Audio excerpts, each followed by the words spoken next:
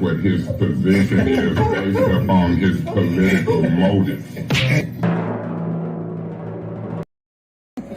Tell everybody how much you love ATN News Media Group. ATN News Media Group.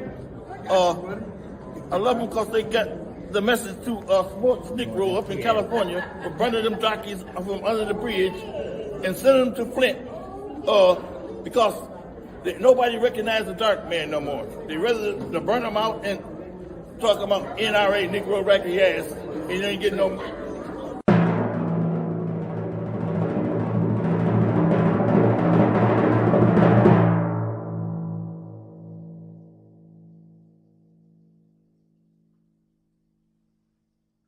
Yes, I had a cocktail. Any second. Oh, shit. My good brother Be Loud and just tapped in. Good morning, everybody. Let me make sure I told everybody good morning. Marcus Fielder, my good brother from Fairfield, California. Morning to you. Merc 76, good morning. Meat Freak. Renee Jackson, the sister from the Shine. KZ114. Jaja Boy, good morning. Andre Holland. I'm going to skip past that person right there because I don't need to be speaking of them. Raymond Elgis, how you doing? Good morning. Let me skip that person again. Marcia A. Tarver, good morning to you. Vincent Dave. Avis Hopkins, Michael Cooley. What Michael Cooley from? Winters. Great morning, Tia Harris. Texas. Nope. Mississippi. Greenwood at that. Otis Johnson in the building. Lois Fletcher in the building. Isaiah Thomas in the building. Okay, Stephanie, then finally tapped in. We got good morning to Rose Morrow, Linda Chilton, Aluna. Am I saying that name right? Aluna Callaway Lane. So I guess I got that right. Okay, Flint Caskets then popped in. Trevor Bear. You up this morning, Trevor? Spring Heron. Good morning. Sarah P. And once again, Spring, I love them invisible envelopes that you grace us with on Sundays. Maybe one day I'll actually get to open it up. Terry Nixon, good morning. Michael Holmes, South Carolina in the building. We got Taz Montana in the building. Okay, Derek Smart in the building. Wanda Smith, Catherine Mitchell, Amy Hannigan. Did I say that name right? Darnell Dumas, Elizabeth Finney. I ain't gonna even try to get the middle name because I've been and killed it. My weekend was great. I guess it was great. Did anybody catch Bad Boys? I'm trying to wait till it come out on what's them things? Fire Stick. A good copy. Tracy Glenn, Little Mama, Jasper Burt. I see Angie Mack in the building. And the stage has been set for you.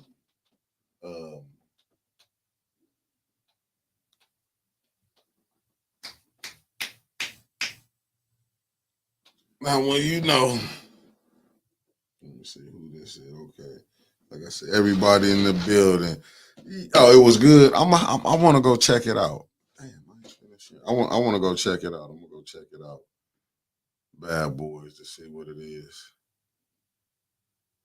See how Martin. Is this the last one? Is they gonna do it like they did Lethal Weapon? So who knows? Let me see. Okay, Reed Johnson, good morning. Sammy Moses and Lenore Seal, morning.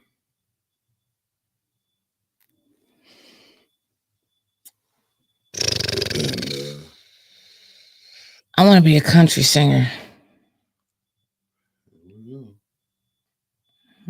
No, go ahead.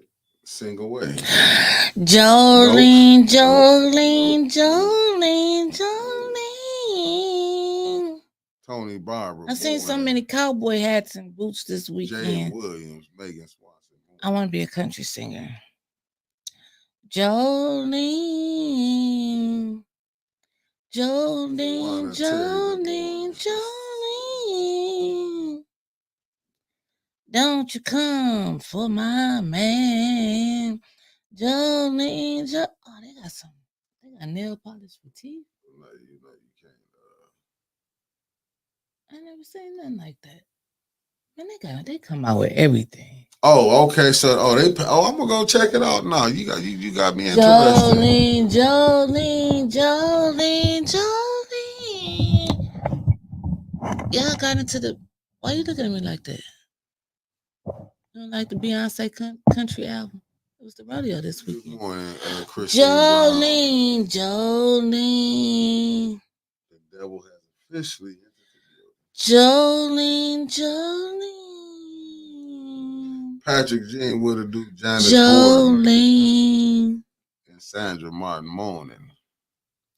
How to pick a good watermelon. Let me screenshot that because I be picking the wrong ones. Mickey, how's everybody doing this morning? Good morning, everyone. They can do without the singing. They didn't say that. I'm They like Jolene. Trevor like Jolene. Trevor like Jolene. He said, who's strangling the cat? He said, Mickey, hit the mute button. Yeah. Patrick said Beyonce is not country. Well, damn it, I like Jolene. Jolene.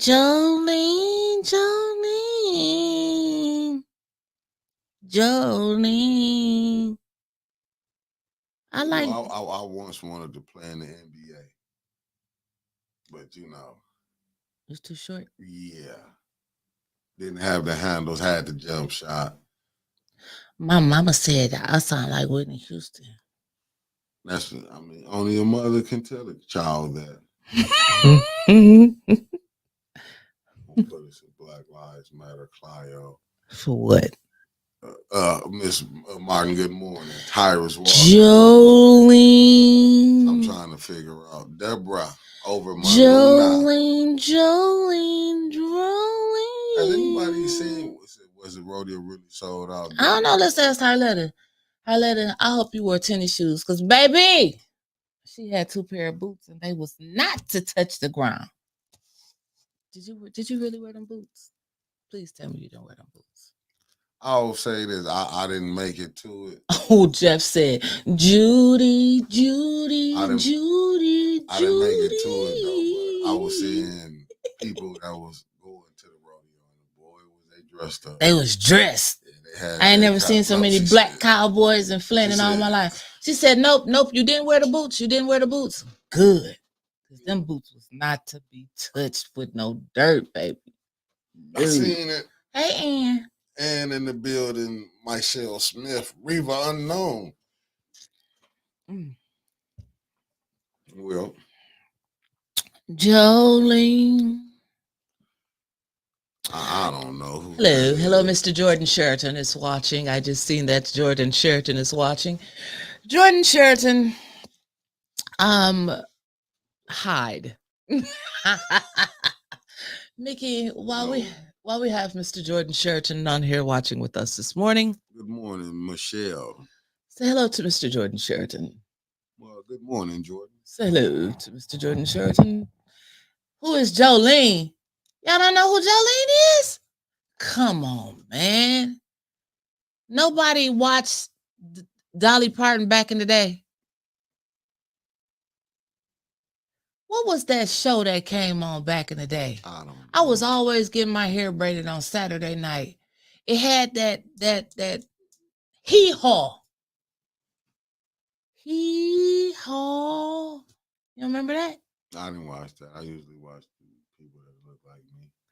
Nah, back in the day, you didn't have a choice, man. You watched baseball, hee-haw, the lottery came on, and Disco Fever, Dance Fever. I didn't get off into that. Danny Trullo, I didn't get off into that. Jolene. I didn't get off. Taliba, good morning. Oh, there go Jordan right there in the chat. Good morning. Dolly was on Hee Haw. I don't know. Somebody looked like her. Michelle Pfeiffer said she watched Soul Train. That's what I did. Jessica said hated it. Jolene. Oh, Taylor said, oh, Lord, now we're talking about stuff my hillbilly grandpa loved. Well, I love Jolene. I'll tell you what Jolene. What you Never watch? mind, I'll leave that for another day and time. Mickey, can you go to your inbox? I have some audio that we need to I ain't got nothing in my inbox.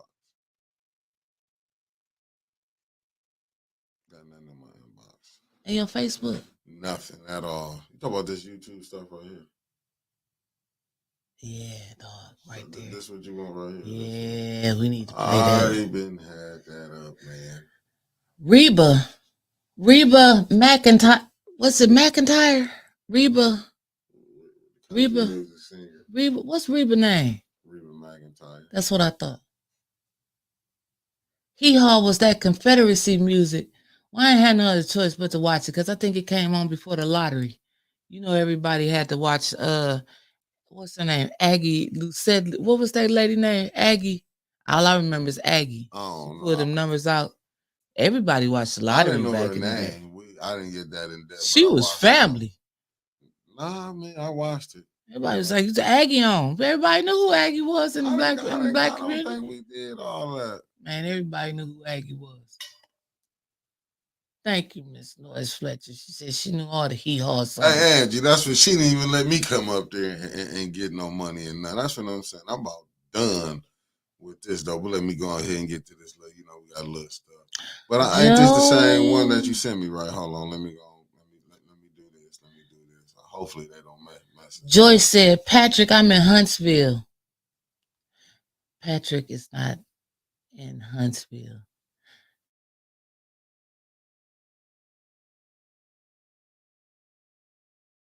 Residents keep complaining to me about Mott, like Mott owns Flint, and Mott, basically the politicians, because Mott gives so much money, like Mott wants the crisis to be over so they could gentrify.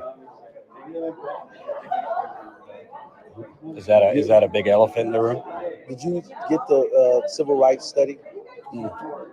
It says the whole crisis was due to systemic racism. Yeah. You got that? So Yeah, I know that. Yeah. Did you read the book about the Motts and their relationship?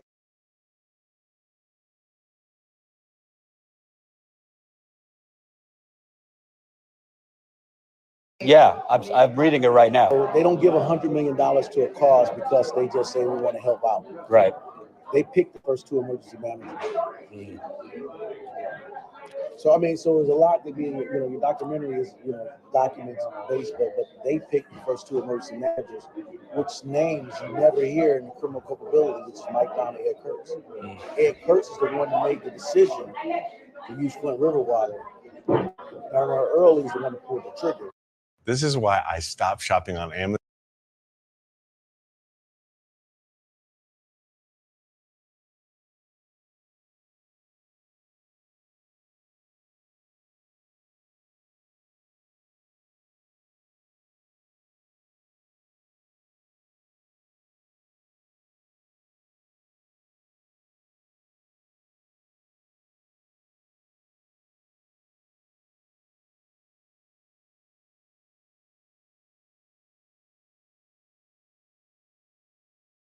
Flint, and Mott, basically the politicians, because Mott gives so much money.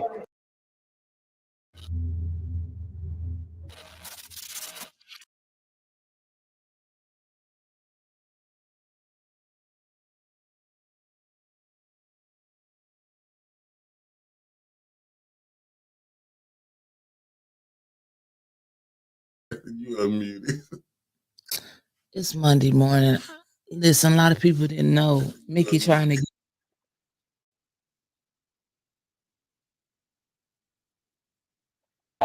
Basically the politicians, because Mott gives so much money, like Mott wants the crisis to be. A lot of residents keep complaining to me about Mott, like Mott owns Flint, and Mott, basically the politicians.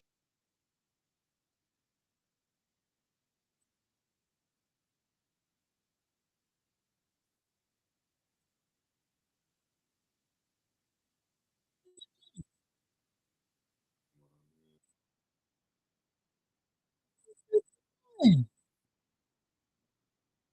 can't hear me.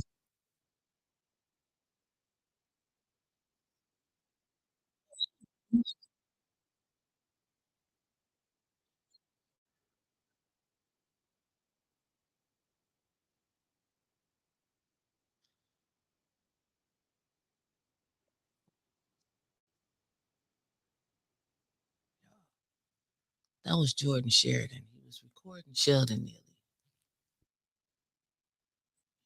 He was running his mouth. Now, what trips me out is that Sheldon thinks all black folks is crazy, but he thinks so highly of the white ones. No pun intended. But they always the ones that's tearing his ass up. I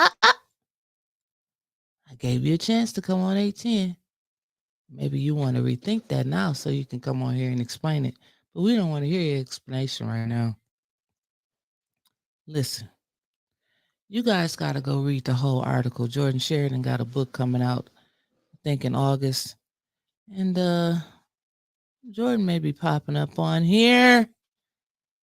But I'm not going to tell you when. You got to keep watching the show this week and then you'll see him. But let me see if I can find this article that goes with that wonderful audio right there so you know what was going on. So back then, let me see, it's posted. It came out in Metro Times. Give shouts out to Metro Times, and it's posted on Flint Politics Reboot.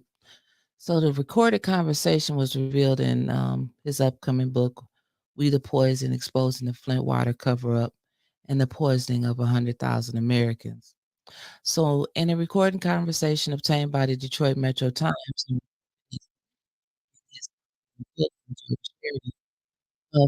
then Flint mayoral candidate Sheldon Neely was unaware he was being recorded, told Jordan that the Mott Foundation, a powerful entity that's funded city hospitals, schools, cultural centers, youth programs, and more for decades, pulled the strings behind ex-Michigan Governor Rick Snyder's appointment of the city's unelected emergency managers, whose decisions helped cause the Flint water crisis. Neely also implied the foundation's decisions and history were driven by racism. This is what Mayor Sheldon Neely said. In the past, a powerful foundation named after pioneering General Motors stockholder Charles Stewart Mott has been accused of enabling and supporting racist politics. And it goes on, it goes on, it goes on. Terry Bankert, the late former Flint city clerk and ombudsman, describes Mott as more of a kingmaker than charitable foundation. I don't think the two boards get nailed together in this town without Ridgeway getting the first look. He told Jordan about Mott's CEO, Ridgeway White.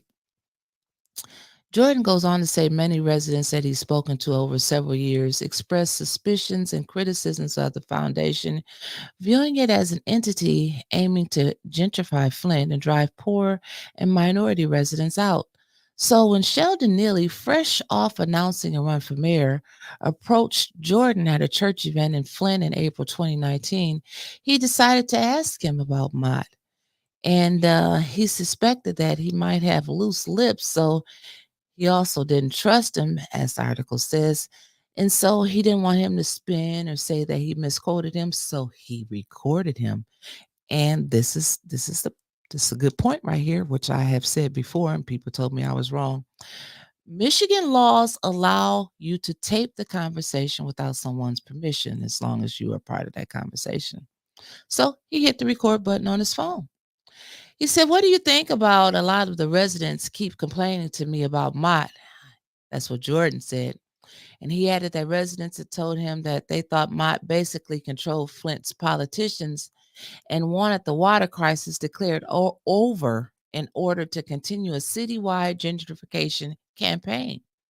As my question floated in the air, an awkward silence ensued. After a few seconds, I asked, "Is this the big elephant in the room?" Neely, Mayor Sheldon Neely, broke the Mott silence by asking me if I had read a major civil rights report on the Flint water crisis that had been submitted to the Michigan Civil Rights Commission. Jordan said he had. The analysis, authored by Wayne State law professor Peter Hammer, found structural and strategic racism to be the dark underbellies of the water crisis. "Did you read the book about the Motts and their relationship?" Neely began, before another person jumped into the conversation, specifying the book Neely was referring to is called Demolition Means Progress. Maurice Davis used to read that book to us all the time. And so it's a aforementioned book that laid out Mott's role in the alleged advocating for and helping engineer racist government politics in Flint. they edited the third person out of the audio since they weren't a public figure. And so after Neely invoked the book outlining Mott's alleged racist past, he dropped a stunning comment. So this is Neely's words. So they, talking about Mott, don't give $100 million to a cause because they just, oh, we want to help out. Neely said with a deadpan, no shit, the sky is blue expression. I didn't have a chance to respond to a shocking comment before he added another. They, as talking about Mott, picked the first two emergency managers. Neely said, referring to Snyder's appointment of unelected Mott-connected bureaucrats Michael Brown and Ed Kurtz to run Flint in 2011 and 2012. The casualness yet force behind Neely's comments seemed major and carried major implications. What you think about that? Well, I'm gonna say this, and this might go back to what you were saying a second ago, and you know, because I told you this earlier when we was talking on the phone this morning. How do he constantly keep getting caught being recorded like this? I mean, we seen the one with the golf course. And now we on here with this one. Like, do this dude ever just decide to just be quiet? Like I said, he think black folks is crazy. Oh yeah, because he's playing all in their face. He love the white folks, and they the ones that's playing his ass. No, he's playing himself. Playing himself. I think he might be in a little trouble for this one. Is he? I think he might. I think this might cause him a little. Is he in trouble though? I think he might call down the street today. He might get called down the street today. I mean, I'm just saying. All right, do you really think that? I'm just saying, how can you? Oh, wait a minute. I didn't know Mike Brown has served as the executive vice president of the Chamber of Commerce one time. I didn't know that. Did you? I mean, I know this shit rolls downhill. And now if he finna be the sacrificial lamb, oh boy. You said, oh boy. No, it don't get better, it get worse. I mean, I was talking to a few people, knowing that this was gonna drop, and somebody tag A10 Flint. Those are our researchers. Oh, we must keep reading, Stephanie. I want the people to go and read it. It do get better, don't it? I mean, Harletta, it do get better. Yeah, it do. Okay, all right. Let me keep reading. Let me keep reading. So, let me go back. Mike Brown was a longtime fixture in Flint's political and nonprofit scene. He was also a Mott guy. He served as executive vice president of Mott-funded Genesee Chamber of Commerce and interim Flint mayor. Additionally, Brown ran two Mott-funded foundations. Mott's floating of Brown as emergency financial manager was curious, considering Brown had no real financial management background. Sound like the little Opie. Ed Kurtz, another Mott fixture, appeared with Brown at the Shadow meeting. A decade earlier, controversy swirled around Kurtz after Michigan Governor John Engler declared a financial emergency in Flint in 2002. Engler appointed Kurtz as the city's first ever emergency manager. Kurtz made major financial cuts to city jobs and services. Like Brown, Kurtz had no financial management background. He was plucked out of academia, having run Flint Baker College for 30 years. Hold on, I gotta put a pin in that. Mott showered the college with millions and named a scholarship after Kurtz. The backroom conversation of aristocrats might have been missing the cigar smoke and top hats, but it set in motion a wrecking ball of disaster for Flint. Treasurer Dillon and Mott officials struck a deal over the fierce objections of residents. Governor Snyder would declare a financial emergency in Flint and then insert Michael Brown as Flint's emergency manager. For Mott, its own puppet would now be calling the shots in Flint. For major decisions, say like the city's water source, Mott will have a seat at the head of the table. Ex-state treasurer Dillon, and that's Dillon, acknowledged the foundation's role in Brown's appointment. There were a lot of recommendations, like former state senator Bob Emerson, for example, to Mott Foundation, who had a real interest in Flint. Dillon told Flint water crisis special prosecutor Todd Flood during a confidential testimony in 2016. So when Jordan reached out to Dillon in 2020 about, among other things, his summit with Mott and Mott-connected officials, Dillon answered, "I may respond to this, but would like to get legal advice before doing so. There is more I would like to share, but I need to check." He then pivoted the topic to the controversial Karagandhi Water Authority, which he signed off on as Flint joining as a water customer in 2013. The move meant that Flint, after 50 years, would stop purchasing water from the city of Detroit. A year later, in 2014, Flint began temporarily using the Flint River as its water source while the KWA was under construction. Somebody tag A10 Flint because I need them in a minute. Millions in necessary equipment upgrades were not made to Flint's dilapidated water plant at the time of the Flint River switch, and legally required corrosion control chemicals were not added to the Flint River water being piped to city residents' homes. The rest, tragically, is history. Dillon insisted his approval for Flint joining KWA was for the city to be a water customer, purchasing water from the KWA, not as co-financier, borrowing nearly $100 million to help Genesee County Drain Commissioner Jeff Wright fund construction of the new water pipeline. When I was there, the only financial obligation of Flint was to purchase water when and if supplied. I was against them taking any financial risks on the project. More to come on how Flint morphed from customer to part KWA funder in Jordan's upcoming book. So yeah, it goes on. The Mott Foundation has not been able to confirm that a meeting of all these participants took place, but there is general agreement that many organizations and individuals were meeting with representatives from the state to discuss the appointment of an emergency manager, a spokesperson told him in 2020.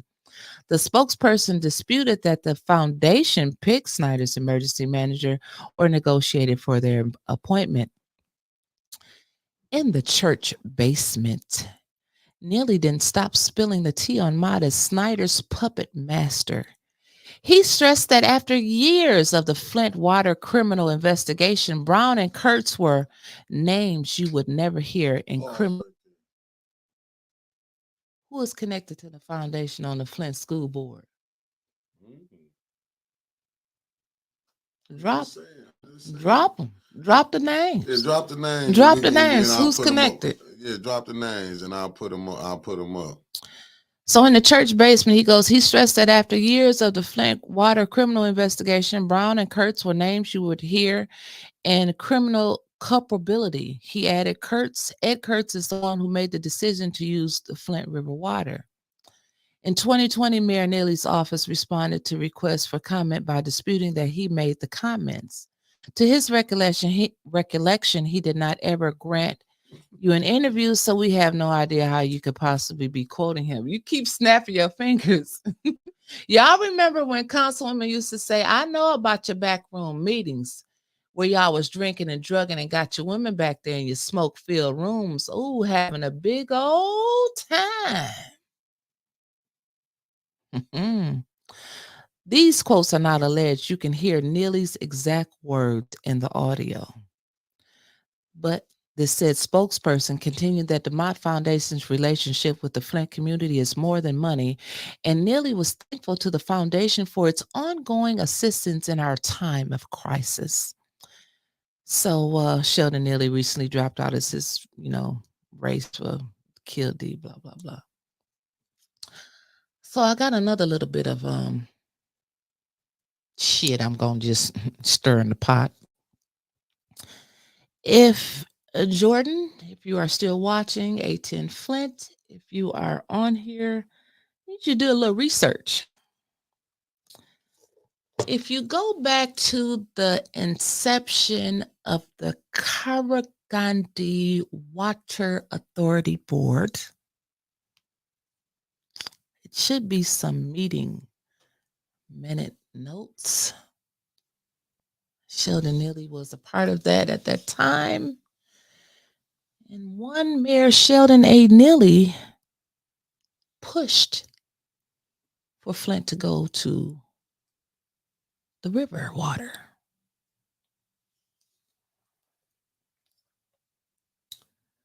We need security. Oh, now you want the views that went to the hall of that knows of her and what she formulate when she be talking to herself, whoever her connections is. Not those of 18. The disclaimer of a lifetime.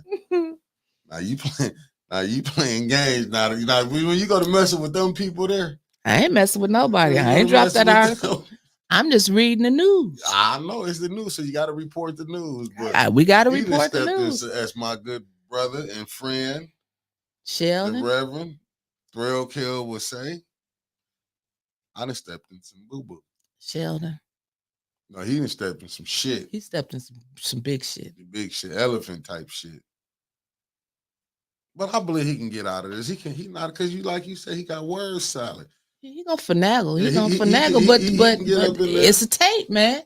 I believe, like Jordan said, he probably, and we're gonna hear from Jordan later on this week.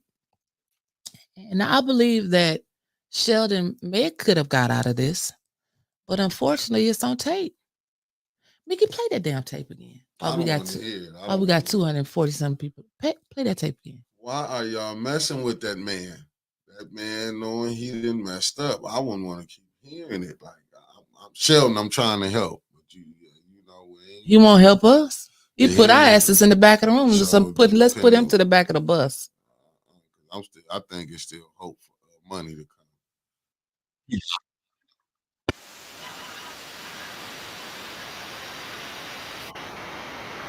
I'm with keeping hope alive. Let's hear it again. That's just what I'm at. Let's hear this tape again. I'm with just keep hope alive. Let's just hear the tape again. Let's hear it. Want to keep hope alive. Let's hear the tape again. That man Jolene is not that silly. Go to this in the head that he's not that silly. Shut the hell up. Play the damn tape. You can't talk to me like that. I'm sorry. I thought I was muted. A lot of residents keep complaining to me about Mott. Like Mott owns Flint, and Mott, basically the politicians, because Mott gives so much money, like Mott wants the crisis to be over so they could gentrify. Is that a big elephant in the room? Did you get the civil rights study? It says the whole crisis was due to systemic racism. Yeah. You got that? So yeah, I know that. Yeah. Did you read the book about the Motts and their relationship?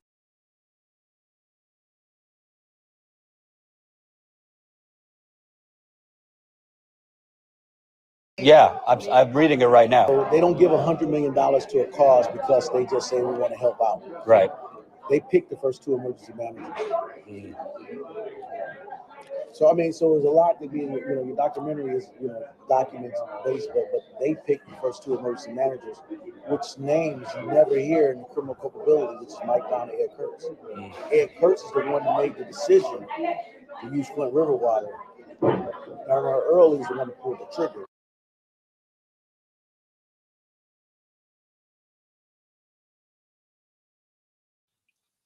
You want me to? When did this conversation happen? We gotta go back to the article. You can go to my page, Casey. I think it's on there. I can't wait to hear from Jordan. He had an emergency today, so he couldn't make it. But he in the chat. He's in Jordan. Okay, 2019. Jordan Sheridan is in the chat. So it happened in 2019. That's when he was running for mayor. 2019. Oh, he was telling like that? He played our asses. He told like that. Yeah, that's something gonna happen. Yeah. 2019 is when that happened, Jordan. Yes, Jordan. Well, see, the Jordan, I wasn't gonna tell everybody what was going on, but I told him you just had emergency. But yeah, I can't wait till you come on and explain more about this tape. Yeah, this above 810 pay grade, but not Winters. So you can go ahead, you go and finish reporting. You know, Shouts out to ATN News Media No, Group no, and the no. greatest producer in the No, world. no, They no. call him Spacely Sprocket. No, I think he's no, flying no. his rocket out the window today. Oh yes, ma'am. I'm trying to get from If Earth. it wasn't for you, we wouldn't have no ATN News Don't Media you- Group. don't you So slide we like owe it that. all to you. All I'm saying is that now with all this information coming out now, I mean, I'm just being honest. I don't think nothing gonna happen. It said nearly going into the witness protection program, not the one he funded. Yeah, the last person that went into the witness protection program didn't make it out. Huh? They didn't make it out. They did? got they got killed. In his witness protection program, you don't remember that city witness protection I program? wasn't there. You know, 'cause This was 18 like only a couple years ago. 18, definitely we don't. I know I ain't the only one that remembered with that person that went in the I witness try not to protection cover program and crime. they got killed. I try not to cover crime, especially killing. I just let it go. But I do say this to him. I respect both sides, whoever doing it. Just let 18 get passes. I'm scared. I'm gonna speak for 18. We need to pass this, fellas. I love y'all. I understand. You gotta how stand on things can business, be. man. I am standing on business. I'm gonna make sure we straight out here. Maybe we have one. We might have one or two. Thank you, Miss renegades. Jackson. Thank you, Sister Taliba. We might have one or See, two. that's why I talk about the women renegades. stand up, We might have stand one or on two- business. We might have one or two renegades. They don't want to act like they won't help, but I ask for them. And to the other ones, to the man, you know, we only doing See, what we supposed Jessica to said she remember Mays talking about it. do. Yeah. That witness protection program. Yep, they came to. That's right, Patrick. They came to the city council meeting asking for help. So did all wrapped up and talk. They had to be escorted outside of the city and still murked. That's terrible, huh? And then did they give money to that program? No, that's what Swanson and them was Neely was acting like, oh, I'm sending the check over to the county for them to do it. And when we talked to Sheriff Swanson, they hadn't received it. Oh, they ain't got no money. So we'll be having Swanson sitting in here soon enough for y'all. And we're gonna ask about that witness protection program. Why would you give it up now? You know he gonna be calling, he gonna get a call, don't come. But I know the type of person, individual. Sheriff Swanson ain't scared. He gonna come. He's still gonna show up. They always calling our people. Telling you, every guest we have on, somebody end up getting a phone call saying don't go on A10 or why did you go on A10? That's why I don't like to announce a lot of our guests that's coming on here. I do agree with you with that, Maze. Let me see what I'm responding to so the family can understand. Maze always talked about many, many things that eventually came or will come to light. Yep. Oh, yes, he did. And one of them is like, this here is very disturbing. This whole thing is disturbing. Jessica said, who remembers the council folk who voted it down? You talking about the witness protection program? Let me put this up here. Who voted it? Ha! Ronald said Medea's witness protection program. Hell, it would have been a lot better than Flint's. I mean, that's sad, though, when you go to the police for help and you can't get no help. And they making money for overtime. Now, that's sad. But, hey, that's neither near, that's neither here nor there. Let me rephrase that. Because, I'm just telling you, it's terrible out here. I mean, we got so much corruption in the city. They'll get a ride home. But I'm telling you, it's not a good thing. This is the 2024 when Cat said. The year of the exposure. Yeah. I mean, it's just like I was talking to a lady yesterday. And we were talking about Mott Community College. And I don't know if you all have seen the meeting last week where they tried to sneak that quick meeting in from Mott's ad hoc committee personnel. First of all, I don't even understand why human resources is not handling the questions and the interviewing processes over at Mott for the college president. I don't understand that. Okay, you may have a subcommittee that may want to review it. The board may want to review it. I get that. But I thought that all questions should come from human resources. That's just This me. might give you a hint on who voted it Yep, out. the Fab Five are willing to leave their program unfunded too, just like police and other vital services. Okay. So I always thought that stuff like the questions for interviewing comes from human resources. So this guy, Andy Everman, whoever, he was like, submit your questions. But here's the kicker. Here's what really got me. You got to have a master's degree to teach at Mott. But they lowered the qualifications to a bachelor's degree to be president of the college. Make it make sense. Ain't that what they changed? And they changed the criteria. Yeah, they changed the minimum interest requirements for president. You only need a bachelor's degree. So that tells me in all my years of business, they have somebody that they want to pick. They just And had the evidently credentials. they don't have they don't have the credentials. But make it make sense. You got to have a master's to teach, but only a bachelor's to be president? They know who they want. I agree with you. Makes no sense. Harletta? Nope. Who did that? Angie had it. God. And y'all, I didn't see Angie. Yep, Angie said it. Char said, yep, that's right. Harletta said because they know who they want. Yeah, So yeah, it's crazy. Yeah, it's the game. It's the game. But it does make a little more sense now to how we see how Liddell acting now. We can go back to the councilwoman, the president, when she hollered decorum and be breaking all type of decorum. Now we can see why the first ward councilman, why he doing what he doing. You know what I'm saying? And we can see why. I keep telling y'all, follow the money. When you follow the money, you can see all them votes paid for. That's just, I'm going to go with allegedly. You know what I'm saying? Just to cover my ass, go with allegedly. That's just like with the school board. It wasn't the reason that we heard Mott had a slate on the school board. It's not a reason we didn't hear that from Emily Dorr when she on the Mott slate. Yes, she was. She didn't make it, but But she got she- to be in she the made Neely it. administration Yep, she with did. a 6-figure job with Sure 2 did. helpers Sure did. to help her do her job. How you go from being a school expert to a municipality expert? It just, Yeah, and I agree with her with this. They might don't have the credentials, but they have the friendships and the line. and that's all you need in Flint. That's all you need. Brother Thrill said, FBI. friends, brothers, and in-laws. And this is what we seeing a lot of stuff going down. It's just That's sad. it. That's it, Tia. It's never been about what you know, but about who you know. Yeah. And that's why you can see Liddell doing what she doing, like going up to the NA board member job. That's bullying. That is really Yeah, bullying. you skipping. No, I just threw that out there, but I'm just saying, even with her calling about people coming on the show, that's a form of bullying. Yeah, she did. She called. Why is you calling people? She saying called what you one of our shouldn't do? guests and said that But- I be coming after her. But this wouldn't be the first time.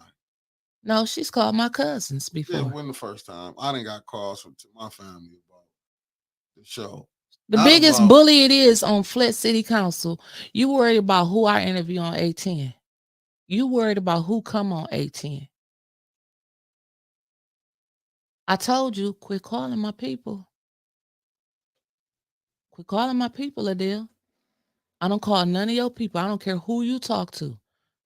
Don't you got a show that nobody watch? Go interview the people on your show and have them dispute whatever I say.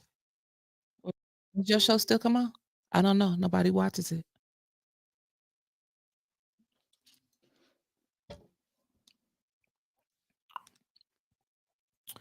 Then tonight, I just got an eerie feeling about tonight council meeting. And I said it and I posted it on there on Reboot yesterday. It just seems we're gonna have some add-ons. I don't give a damn what nobody say.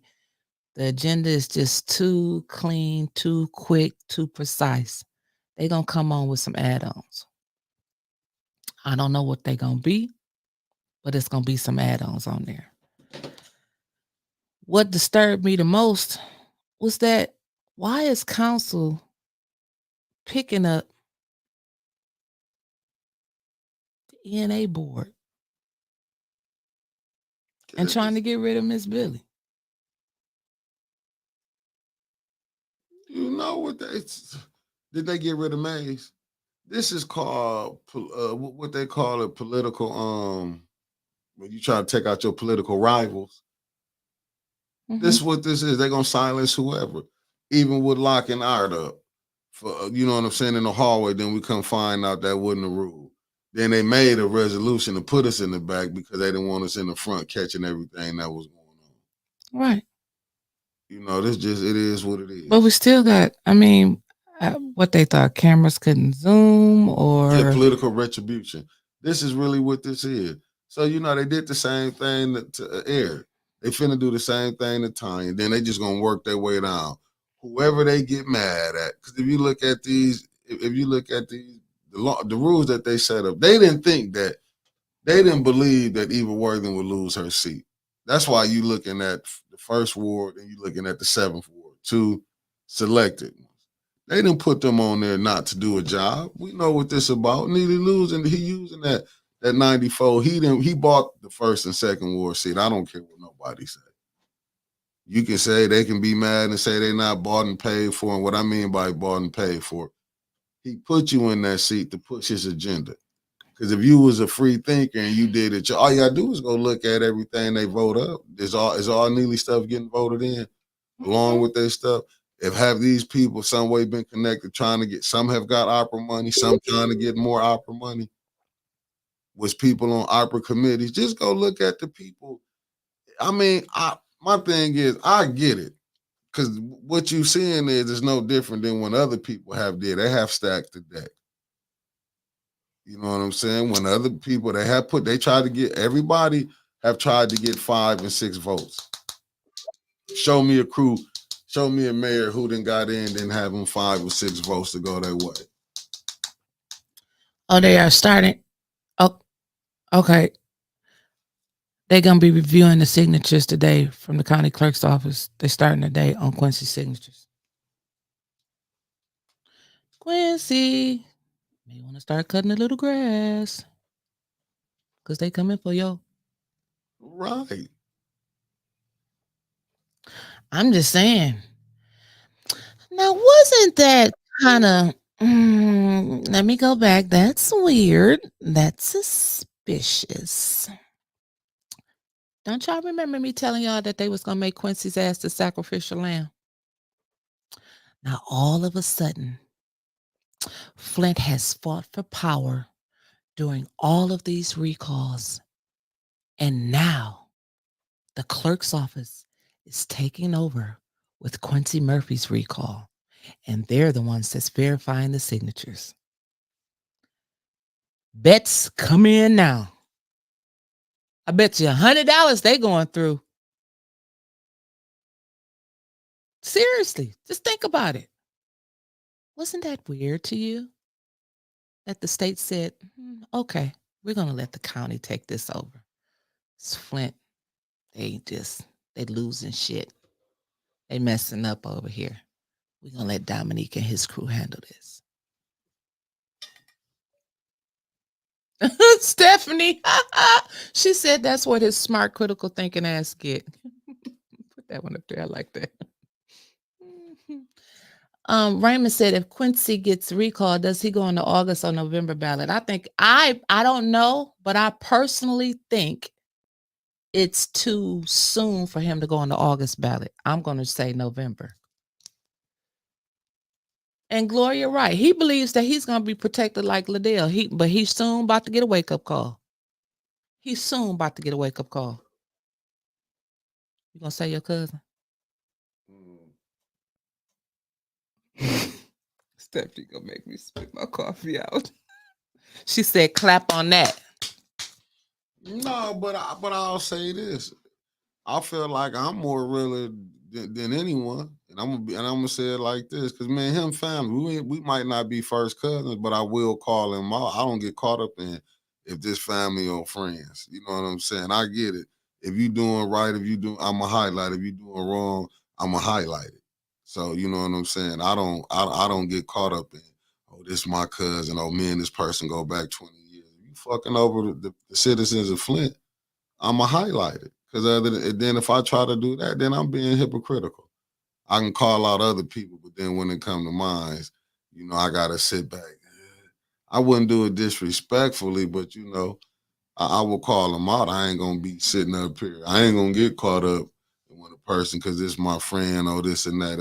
If it was my cousin, and what it is, but if it was, say, out of my granny clan, one of my first and second cousins, they was in that CBS, and I would still be up here calling them out. I ain't gonna get caught up. Sometimes some things be bigger than us. You know what I'm saying? I don't get caught up in that. I mean, if they listening, you know, I ain't gonna go on know if they hustling, doing this and that. But if it's in the news that they took, like Quincy got took on Ashley Cap, took that money, yeah, we in the news, we reporting on it. Oh, Michelle said she didn't know the county was taking over the certification of the recall. Yes, ma'am, they are. Came out in a news publication last week. That's we found out when the rest of us did.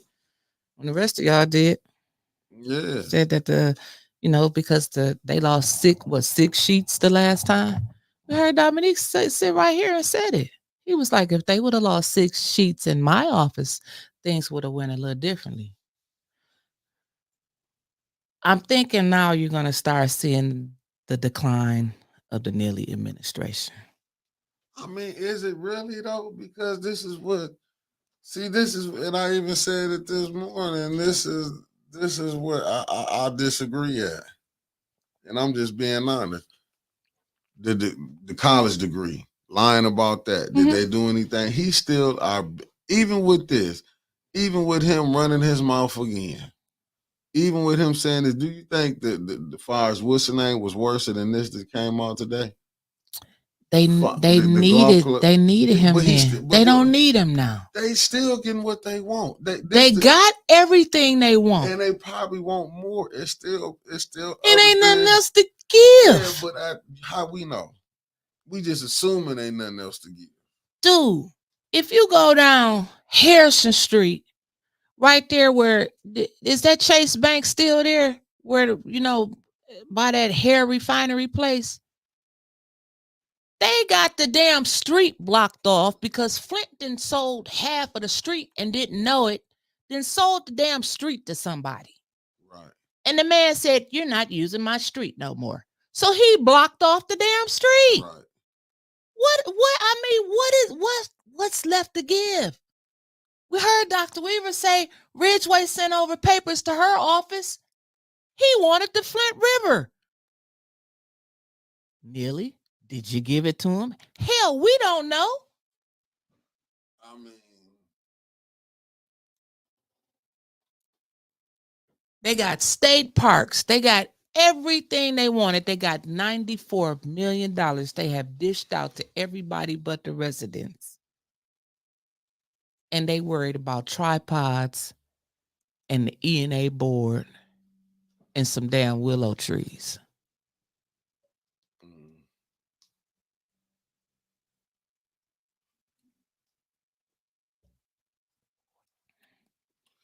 I just don't think, I just can't see him getting in no more trouble. I'm just being honest with you. It's just like until the people find who they want. That's just like right now. They already know who they want. Yeah, but is gonna be a recall, or is they gonna let this play out all the way to 26? They're gonna let it play out. Okay, that's what I'm saying. They gonna let him finish his what's in that. Ain't like the damage is finna come in and do no damage. My thing is I better yet, is his wife gonna still stay in the state rep? See, this is when you really know when they stripping stuff away. If she not gonna get the support because they know he running the state rep seat. Let's just be honest. Let's open the door up and quit bullshitting. Are we really gonna be honest? Yeah, we being honest. Is they gonna take the state rep from his wife? Because let's don't act like you gotta act a certain way. Until they pull from his wife, you see him because we know he controls. God damn. We know he controlling the state rep seat. We know he controlling that in the mayor office. If they don't take that state rep seat away, meaning he ain't got to worry about nobody coming up his rear. He got that covered. But This see, ain't- you saying you're thinking taking it away by her not getting elected again. It's still Yeah. other ways of taking it, even if she gets back in. No. Yes, it is. Well, how they gonna take it? It's always a I'm scandal asking you, that can I pop up. mean, but It's always something that can but come up where they can put her out Winters, you that having seat. scandal, but I don't think she's It, she's that type of individual where she it's got nobody out scandal. there that's gonna beat her. If you No. want to be honest, it's nobody But that's gonna beat her. But this the thing. It ain't that ain't nobody out there to beat her. It was that the people already had who they picked, just like you saying. So they already got their people. Ain't like she went and earned them. This just the vote that she getting. It was already. This was. I mean, if you sitting up here reading, if you just read that article, you already know who they can pick and choose who they want in them seats. Right. Okay. And they so, can take them seats away from you without a vote. And they can take it with a vote. Right, but it's nobody that they gonna put in there. You think they gonna take her out and put somebody else up in there when they can just take her out and strip her and then appoint somebody like they have been doing on council? Think about it. Think about the process. And that's what I'm saying. So why do you think they put like? That's not what you're saying. You're saying like, are they gonna put her back in there by voting someone else in there? No, they're not gonna do that. They're gonna put her back in there. For what reason? Why are they putting her back in? No, because they're not gonna put anybody else that's running in there. No, why would they want to keep her? Because they can take her out and appoint somebody in there and get you know who they why? want in there, 'Cause just like they do 'cause on they council. Don't want nobody that'll come break. They know she's not going to challenge the system. She going on with the program is the point. She's going along with that same program her husband going along with. Same thing, same household. That's not what you asked. Because I said, they not mad. I'm saying he not gonna get in trouble. What I mean when you get in trouble, when they mad at you, when you steady messing up, you will start seeing things. You start losing this support over here. You start losing support over here. I don't see him losing no support. I mean, Clack, he said, let's be totally honest. I know you don't hear. I don't mean no disrespect. I mean, it's just being honest. Look, I'm not listening. You just being honest. We just being totally honest. Sorry. Yeah, it just is what it is. If that's how you feel, I'm not gonna sugarcoat nothing. But what has she did to be a great state rep? That's the question. What have she done to be a great state rep? I can't answer that. I know, because that's what I'm saying. She doing right with the same people that supported her husband. We heard the same story. If you get this 20%, you're kind of like switching on me. You're going I'm from not like switching because you asked me what she gonna get reelected. I said, what have she done? I'm telling you, when you like you saying, what have any of them done? No, what you said was, my thing is, I said he not gonna get in trouble. You saying he gonna get in trouble? I'm saying he not. It's just another scandal. It's just something they brought out. He gonna still go through it. It's nothing. It's gonna be 24-hour news until the people really get mad that can really control Flint, and that's when he start losing their support. That's when it'll be a different thing. You seen when they want to weave her out. Now we can tell when they want you out what they'll do. Like you said, she was going to court. It seemed like every other month. But it's other ways to take him down than for him being a recalled mayor. He don't have to be recalled for them to take him down. You see what I'm saying? They can put the state. They can put the state in. You see what I'm saying, Patrice Moore? Like I said, he's not going against a system. He's not bucking the system. Now what he is doing, he running his mouth too much. He will what you call a leak because he running his mouth. He study getting caught. Just like when I was interviewing Cynthia Johnson, the former state rep down in Detroit, like he asked her something. He asked her a simple question. When the Republicans I think they're gonna get rid of both of them. I was talking to them. Yeah, I ain't tripping. When Arthur Woodson asked the former state rep Cynthia Johnson about when the Republicans got rid of Santos, why the Democrats ain't doing it? Because he's doing what they want him to do. Why is it hard for like people to see what's really going on? Until he pissed them off. Fuck that he pissing us off. That's all he doing is just pissing the residents of Flint off. Until he pissed them off, then you'll see change. Because how many people coming down to the city council? You be on here, you asking now, we need the pastors to come. We need people to come. This finna happen. Lasagna Larry, I have no idea what you're talking about with Donuts and Power School. Tia said, who did they use to take down former Mayor Karen Weaver?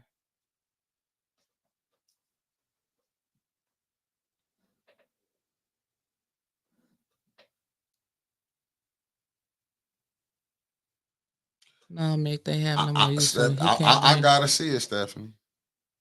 I gotta see it. I mean, we can say what we want. I gotta see it because most people have got in trouble for less, and he hasn't. Only thing his problem is he keep getting tricked. You'll see. Yeah, we gonna see. Yeah, just like everybody thought he had did enough messing up when he was gonna lose that last election. You saw, didn't you? You was right there. You saw who the mayor still.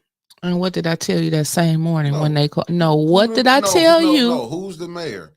We know who's the mayor. A simple question: who the mayor? And okay, and I'm gonna ask a simple question back to you. What did I tell you that morning when they said Sheldon had won? I said this is bigger than what we see right here. This is bigger than the city. This is bigger. This goes all the way up to the state. Excuse me, family. Did she just what I've been telling her to say? I've been saying to the power that be, get frustrated with him. Then that's when you're gonna see change. That's all I'm saying. Just because they're not gonna move him away from, he's not gonna go down as a recalled mayor. I didn't But say that nothing about recall. Did you hear what I said? I said his okay. I'll give you a better example. Like you say in the 26, you believe he'd be ousted in 26, right? Mhm. During the election. Mhm. Don't you think if the top did this, 26 is only a year and a half away, right? Mhm. Just saying. I'm not saying his wife or whatever about the state rep. I'm just saying if you didn't took the state rep seat away, why? Then you looking at you lose that first ward seat, you lose that 7th ward. Just say he lose the 3rd ward seat included too. He knowing investigations coming up, right? Just saying you get people on there who want to do investigation. When a person start pulling powers away, they start taking certain things. Like, didn't that step rep seat give Weaver hell when he was in it? Yes, but So Mickey, all the question I'm just saying, just hear me out. Okay. If that step rep, if his wife in that seat, is he gonna catch hell from that step rep seat? That's state rep seat. Mm-mm. But what I'm saying is other ways to get rid of elected officials than voting them out. Something can happen where she just one day wakes up and resigns. Something can happen where a scandal just unfolds right before our eyes. Just like today just unfolding right before your eyes. I'm just saying. I'm just giving you my point of view. Winters and we had to look at the Mitchell boys. Look at that. Wasn't that a scandal? Yes, everything he's done was a scandal. And what's happening? And I said back then when all he was getting away with all of this stuff, I have continuously said when they get ready to take his ass down and he starts talking, they gonna use every lie that he done got away with against him. I have said that on here 1,000 times. I just don't see nothing happening to him. I'm gonna go with that. I'm just gonna go with that. I don't see nothing because this is it's to me it's stuff that came out worse that ain't nothing happened. I'm just being honest. That's all I'm saying. Every time it's stuff that came out worse. It don't necessarily mean he's gonna go to jail. He's just gonna ride off to the sunset. Right, just like with the governor. Dane Walling, all the rest of them. Cynthia Neely, yes, she's going to get reelected. Will she serve her full term? I don't think so. I think that she will be made an offer and she might just resign. That's my prediction. And that's why I'm saying if they're going to allow him to finish out 26, I believe they ain't a 2-year term. The state rep every 2 years. I don't know how long the state rep term. They didn't change the rules on that. You got to run every 2 years. That's what I'm. It just ain't you get a term out after 3 terms. What I'm thinking now.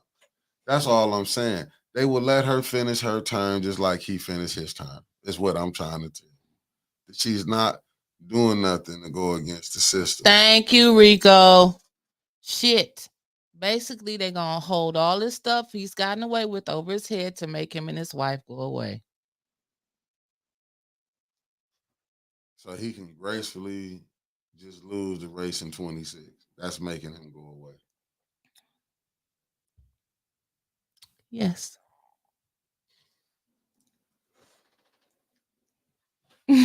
I agree with you, Woodrow. I agree with what you I'm said just saying. today. I'm just saying, politics. I It's agree with you what you politics. said, Woodrow. No, I didn't see no one. They a black mayor to do what he did. I just go down and look at New Orleans with Ray Nagin. We not in He New no, I'm Orleans. just We telling in you. Flint. No, I'm telling you how government works. They locked his ass up. They didn't go no back and forth playing when you going against the grain. He's not going against That's what the I'm grain. saying. So that's why I'm saying if him to come out in 26, he just lose the race. That was just, hey, look, you didn't have a back and you didn't get that 20% that you had got. That's that's okay. When they want you, when they mad at you, they make shit rough for you. You already be going through stuff. You see recalls popping up. I mean, I only can go by an example when they was mad at mad at Weaver. You see all them recalls, all that she was stealing money, the feds was coming in. That's what I'm saying when they mad at you, when you going against the system. He ain't going against the system for them to be mad. He just running his mouth and they like, damn, he don't know how to be quiet. That's his biggest problem. Running his mouth, getting recorded. Making him go away with millions. Yes. Yes. And he won't be held accountable for anything that he's done. He's going to go away quietly as a millionaire. That's what I was saying. I've seen this before.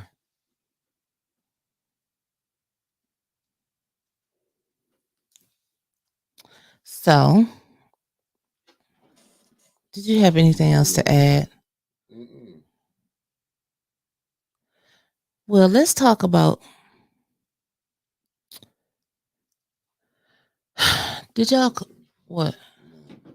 call anybody today to come to council meeting, or is it really gonna make a difference? I think that we should put out a call to every pastor, every minister, every group, every block club, everybody that's down in the city of Flint should be down there today. Because what they're trying to do and what they have done to us is just astronomical. We've seen people get put out, arrested. We all got to sit in the corner if we want to tape a meeting. They weaponized the police on us every single. I don't think it's ever been a council meeting or a committee meeting where someone hasn't got put out or had a warning. Not one since this new council. This is the worst council I have ever seen. And I've been watching council for a long time. Now they come up with this resolution today about the ENA board member, Billy Dantzler. And shouts out again to the young lady who was sitting by Billy when it's certain people that Liddell just automatically, their names just roll off of her tongue. And she called out Billy Dantzler, and it is a resolution on the floor to remove her from the ENA board meeting. Well, from the ENA board.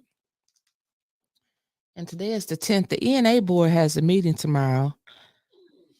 I'm wondering if the ENA board will come and support those who support her will be at the meeting today to support Miss Billy. That's my first question. Secondly, why is council even taking this on?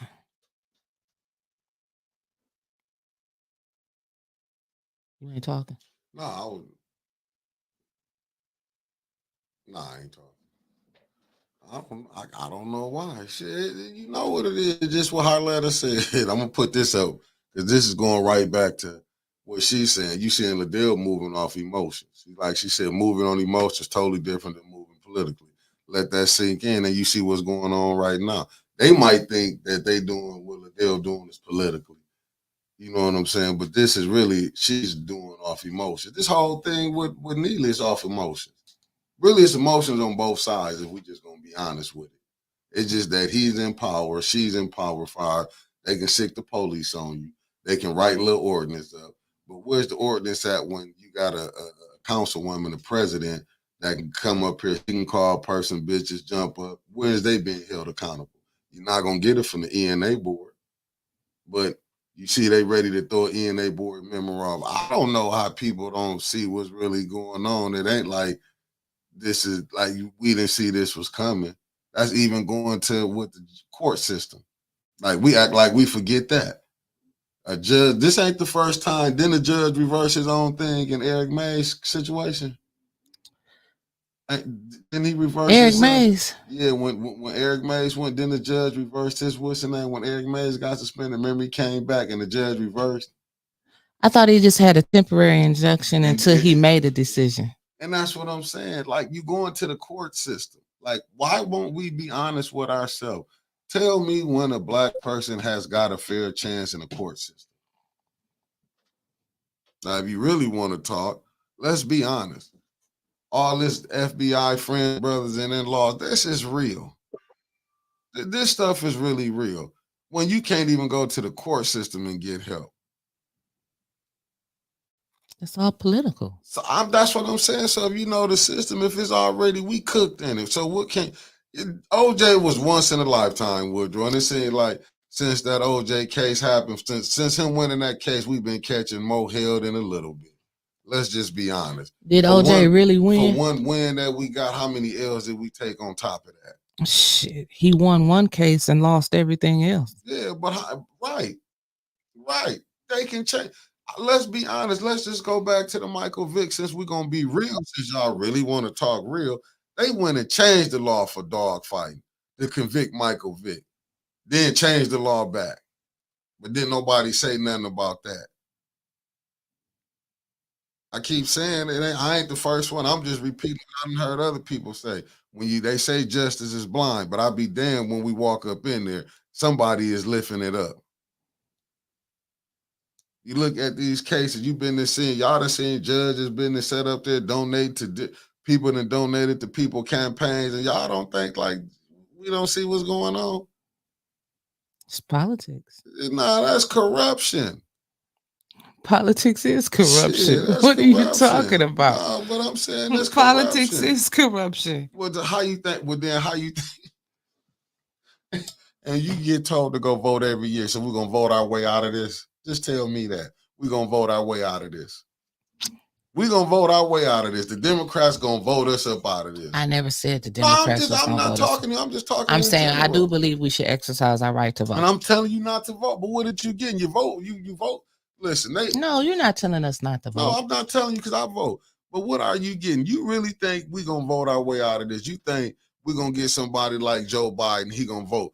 You put him in office, like right now, they finna be running to every black neighborhood that it is. All the churches finna be accepting these people, finna accept them with open arms.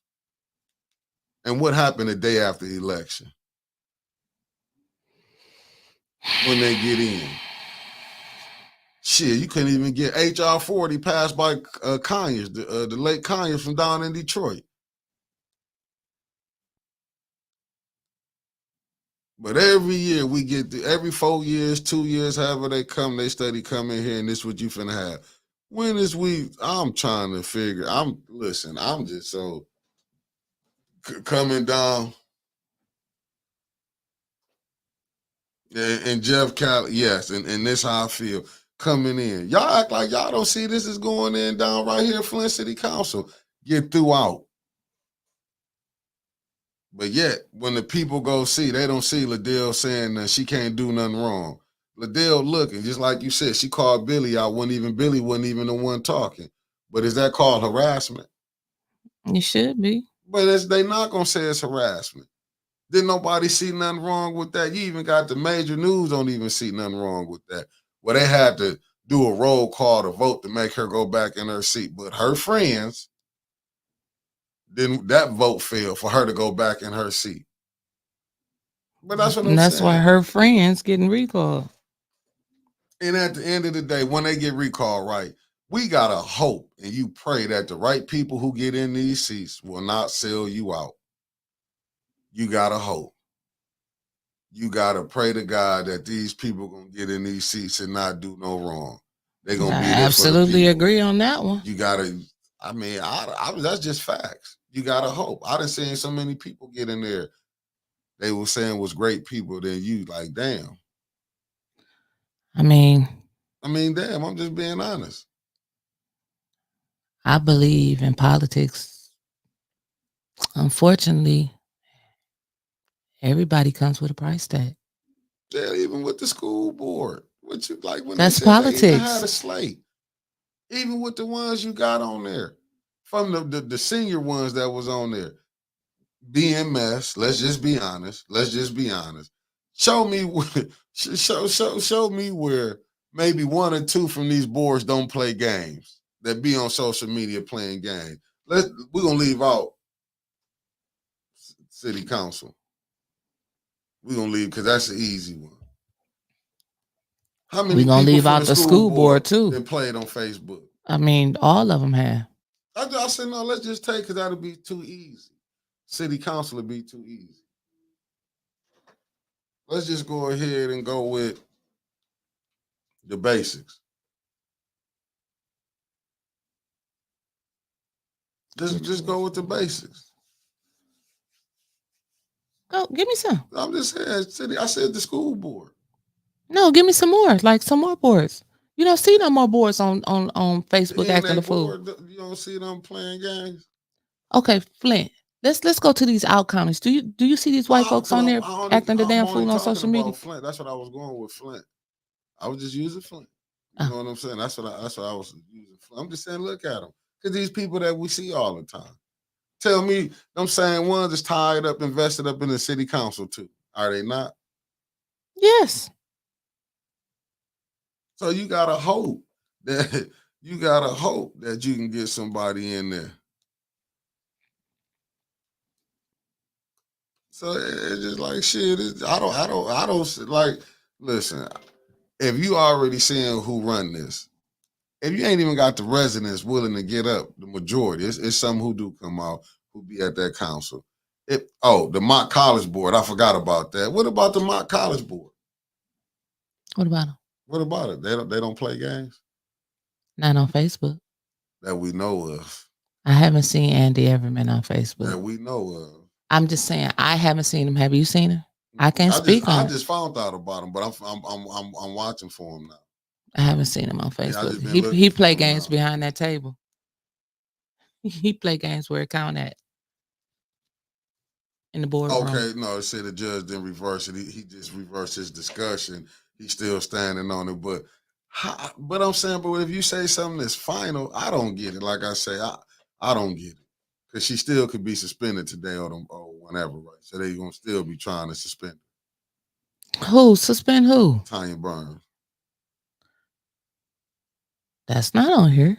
Oh, it ain't. I'm just saying he probably got to wait to whatever decision. But look how they just wasting the tax city payers' money to even take. Oh, for add. You think that's gonna be one of the add-ons today? I think they want to wait and see what is gonna happen at the next level. I don't think they.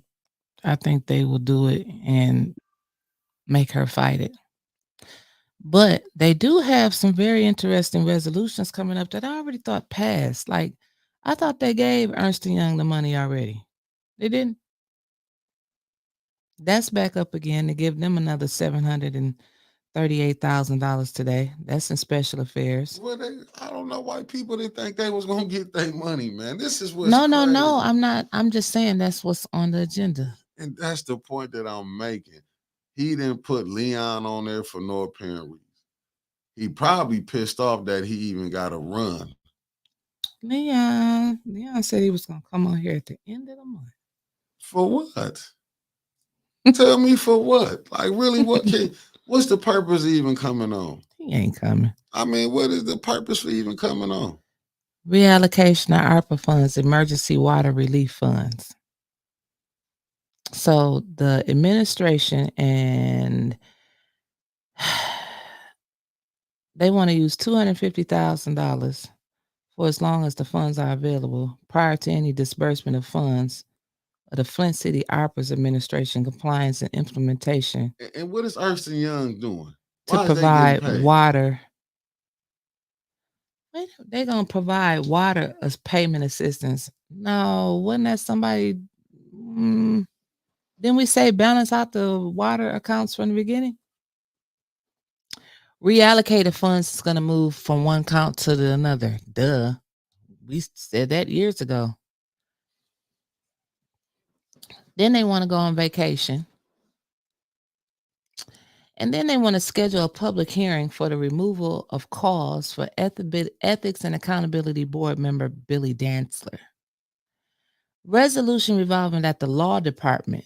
This is coming from the law department. Is requested to retain outside counsel to act as the manager for this public hearing. What? So they're going to have a public hearing and outside counsel to come in for this public hearing and present their case for the removal to the city council and resolving that Ms. Dantzler may, at her own expense,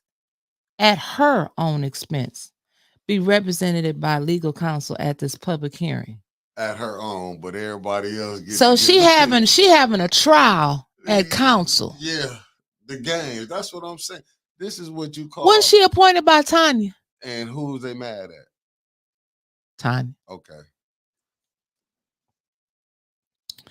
And resolving that the city clerk shall, in conjunction with the manager and Ms. Dantzler or her legal counsel, schedule a public hearing regarding the removal of Ms. Billy Dantzler of the Ethics and Accountability Board to be held at a special meeting of the city council and shall provide notice of the same to Ms. Dantzler.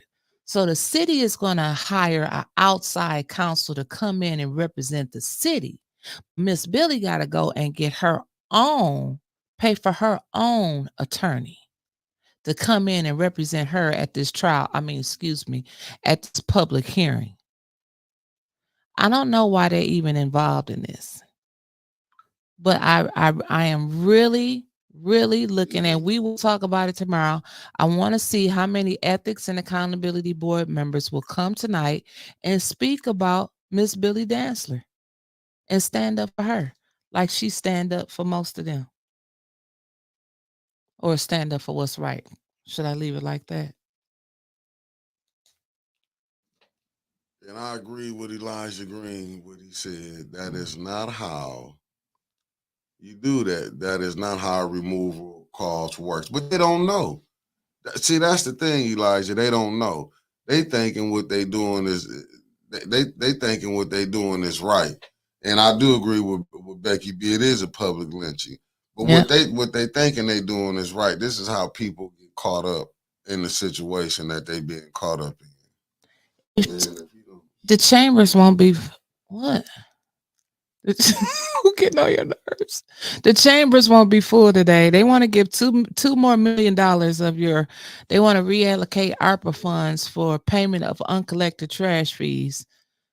So they didn't get all of their money for the trash fees for some reason, and they want to take $2 million more from the ARPA money of previously obligated for revenue replacement to provide funding for payment of uncollected trash fees. Then they want to get $500,000 for small business grants. Then, of course, here comes the bond. The bonds are coming back up. We could probably just kick that down the road again because I don't think nobody knows how they're going to pay for that. I think Judy asked that question last time. Hey, Judy, did you love the show Friday? I sure did. So what else they got? Bridge program funding application for Michigan Department of Transportation. Contracts. Budget amendment for the pension. Now, I a couple years ago, the pension was underfunded by $500 million. And we were supposed to get over 200 and something million from the state. So I'm only seeing where we received 172 million. Is that right? And we haven't got anything else. And then also they want to get this reallocation of ARPA funds grants for youth job training for Faith Foundation resources. And then Consumers Energy, I don't know who he's out there arguing with at this time, but and here's a great one that you guys probably would like. They want to fund the third ward. Mickey, we can hear you arguing in the hallway. And then they want to fund the third ward $30,000. And then they want to fund the third ward $30,000. So they want to give Quincy $30,000 for projects for 4 backboards, poles, rim replacements for Dewey Park, and then replacement of a half a court because he said the kids, they need a full court to play basketball for Rolling Wood Park, including replacement for poles, rims, backboards, rims, and expansion of an asphalt court. And then the Oatmeal Club's Community Park Beautification Project. The Good Church is going to be the fiduciary, $1,000, and Rolling Wood Neighborhood Cleanup Material, $500. The total is $29,000, but they want to give them $30,000. I mean, it is what it is. Jordan Sheridan will be calling in a second. I'm going to go ahead and open up the phone lines for those of you who do want to call in right now and get your time in if you would like to comment on today's meeting. The phone lines are open, 810-207-5058. We are waiting for Mr. Sheridan to call, but you guys can go ahead and call in now. Let us know what you think. Let us know what you think about the audio that you heard. How do you think it's going to turn out? Hello, I'm Alyssa Irwin with ABC 12. Sorry. So, I don't know what's going on. That's Mickey up there. I can't see nothing. What was they talking about the donuts at Power School? Was that a joke or something? Because I seen that this weekend. So the police was out doing police skits or something about donuts. That's what was going on? That's what I missed? They not solving crimes. They looking for donuts or having fun or something like that. I mean, somebody tell me what was going on. Kermit said, and again, what is the city doing with the grant money that is received? No one is talking about those dollars. Right. I want to know what happened to that opioid money. Opioid settlement money.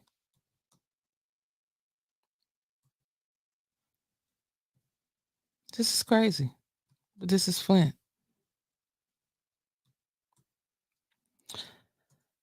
Nobody wants to talk today? 810-207-5058.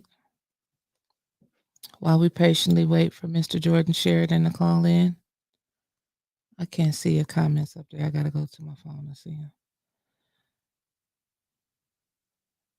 Donnell Meredith, this is some BS, yet nothing for home improvements or pipe replacements. No. I mean, why would we talk about the water or home improvements and pipe replacements when we can play full court basketball with new backboards and new rims and nets? Hell, that's where half the people are going to be sleeping at.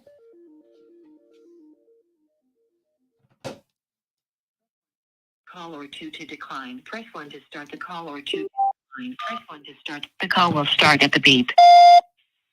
Good morning, caller. You've been bumped in. What's your name and where are you calling from?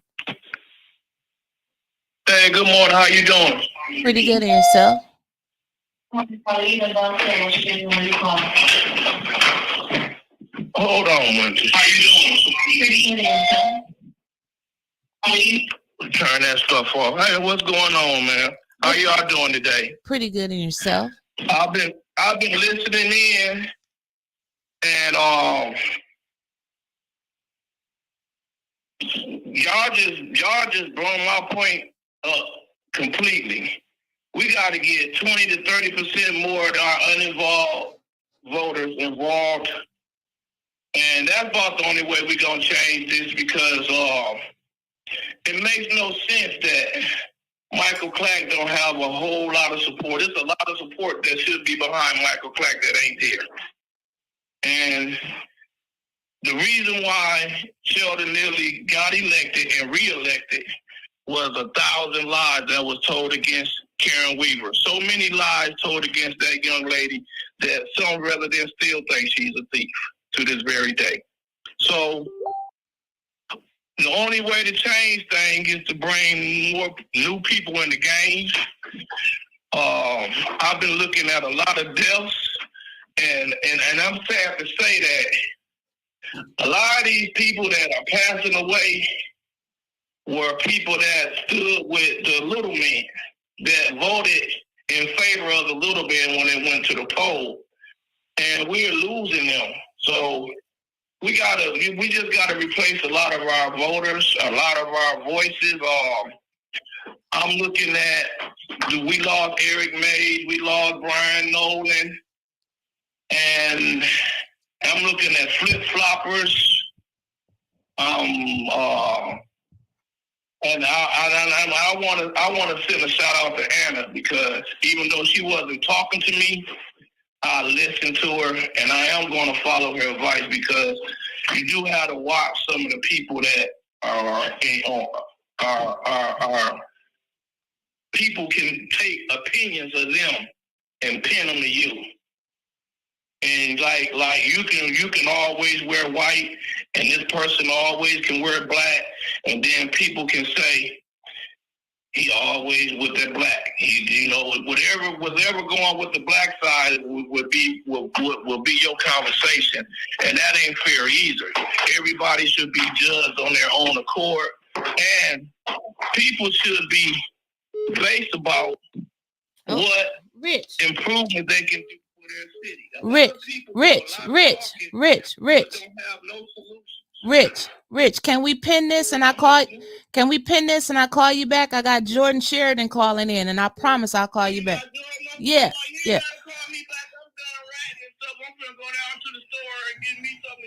Okay, bye. Okay. Mr. Sheridan. Good morning. Good morning, Jordan Sheridan. How are you? Doing okay. My little daughter has a fever, but I think Sheldon Neely might have a higher one. Praying for your daughter's speedy recovery. Now go ahead and give us the backdrop of the story that we heard today, and tell us what you think about it. Yeah, so I've been reporting in Flint for a long time, 8 years. And early on in my reporting on the water crisis, a lot of residents had complained to me about the Mott Foundation, which, I'm not from there, so I didn't know that much about it.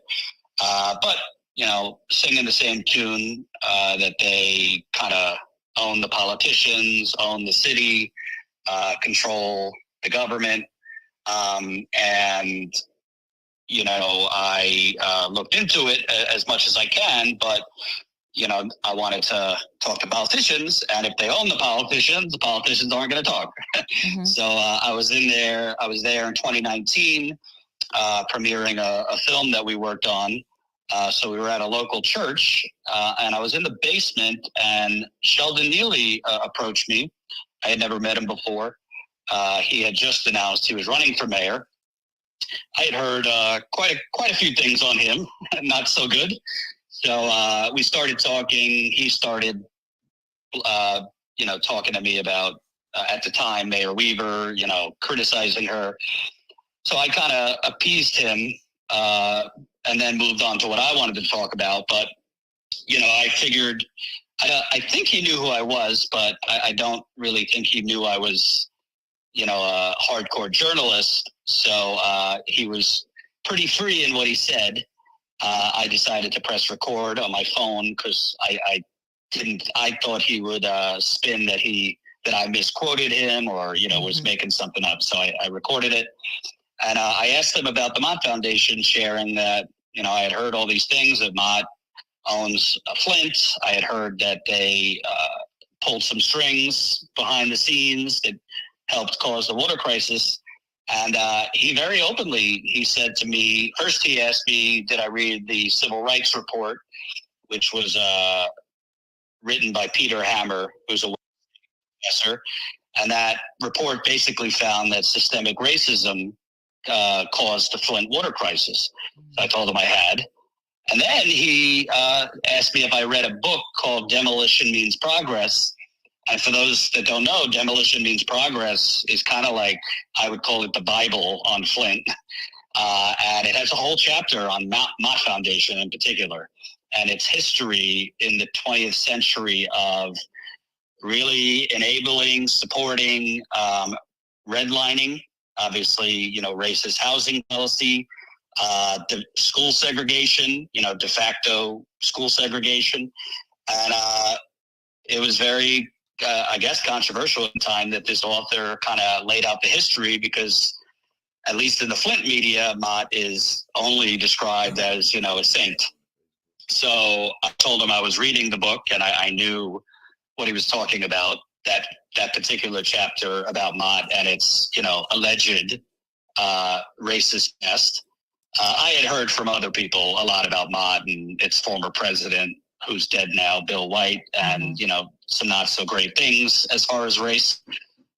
Mott, of course, sharply challenged the book's description, but Neely was the one that brought up race. I did not bring up race. He brought it up in the context of Mott. And then, unprovoked by me, he told me that Mott chose the first two emergency managers. And why that's really important is, why was there a financial emergency declared in Flint in the first place? Right. Flint wasn't bankrupt. And based on everyone I've talked to, including politicians behind the scenes, sure, it wasn't in great financial shape, but it wasn't as dire as the governor at the time said. But I believe, based on my reporting, that Mott Foundation played a role in that decision. And Mott Foundation basically chose the emergency managers for Governor Snyder, which in that story that I broke on the Detroit Metro Times, Governor Snyder was under oath a couple years ago. Details of that will be in my book. It was confidential, his testimony. But he was asked, why did you pick Michael Brown as the emergency manager? Couldn't answer. I don't recall. He was asked, why did you choose Ed Kurtz as emergency manager? I don't recall. I don't recall. He was asked, did you meet with either of them? I don't recall. I don't recall. So his own testimony kind of supports that Mott was basically calling the shots here. I also found out that there was kind of a secret behind the scenes meeting, we're talking 2011, long time ago, where Treasurer Dillon, so Snyder's treasurer, went down to Flint, met with folks from Mott, folks from Uptown, which is the Mott-funded real estate development company that's buying up downtown. And at this kind of I call it shadow government meeting, they made a deal that Snyder would appoint Michael Brown as emergency manager. And as you'll find out in my book, and has kind of been reported, one of Michael Brown's first acts was to explore using the Flint River and joining the KWA. It's very important that folks know Michael Brown was basically Mott. He ran Mott Charities. He was, for a period, running the Genesee County Chamber, which is Mott funded.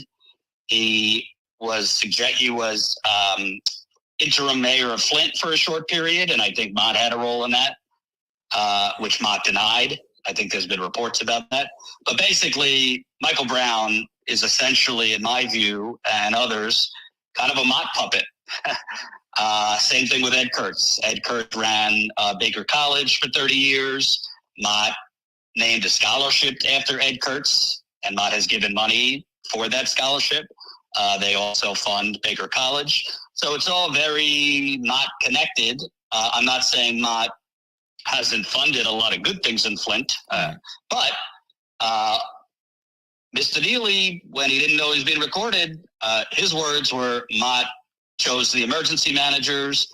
Mott doesn't give $100 million to a cause just because they feel like helping out. And what I believe he meant, because he's talking about Mott giving $100 million to the Flint water crisis, I believe he's referring to Mott was in many ways trying to clean up the crisis that they helped create. Of course, Mott would deny all this. And their spokesperson told me, yada, yada, we can't confirm that these meetings happened and we didn't pick anybody, but you talk to enough Flint politicians, particularly if you talk to them off the record, they'll tell you Mott runs everything. And what I think is really important about this is it kind of shows you that the Flint water crisis and the ongoing crisis is in Flint, because the water crisis is not over. A lot of people want to assign blame to one individual or, one entity. It seems that there was kind of this cabal where it was state government, foundations, city government, all kind of working together to, in my view, they wanted to seize control of Michigan's water from the city of Detroit. They wanted county control. What's the difference between the city of Detroit and Genesee County? Detroit is majority black and run by black politicians. Genesee County is majority white and run by white politicians. So you do the math on that. But at the end of the day, Mr. Dealey, when I reached out to his spokesperson, this was years ago, she denied first that he said this, and then I said I recorded it, and she didn't get back to me after that.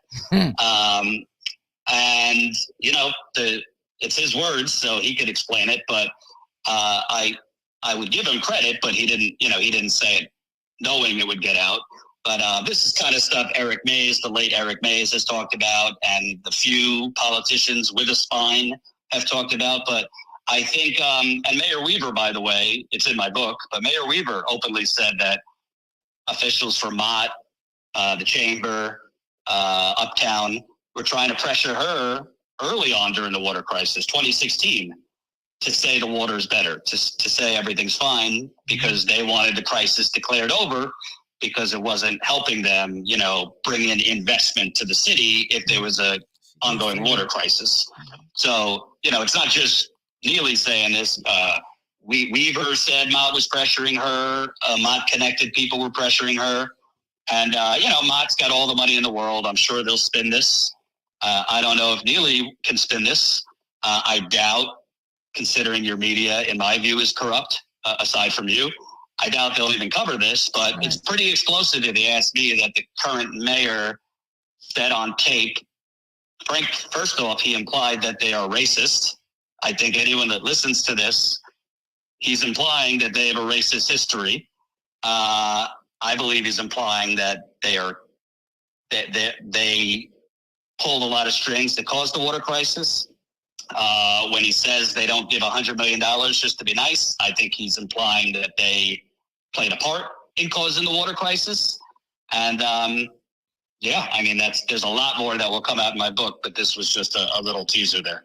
Jordan, I have a question for you.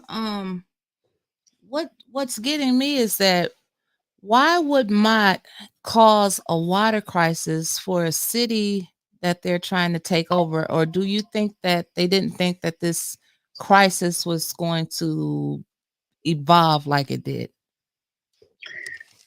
I don't think that Mott actively tried to poison the water. I think Mott, like most of the politicians, didn't think at all. I think they kind of just figured, you know what? Let's just use the river. It's technically free.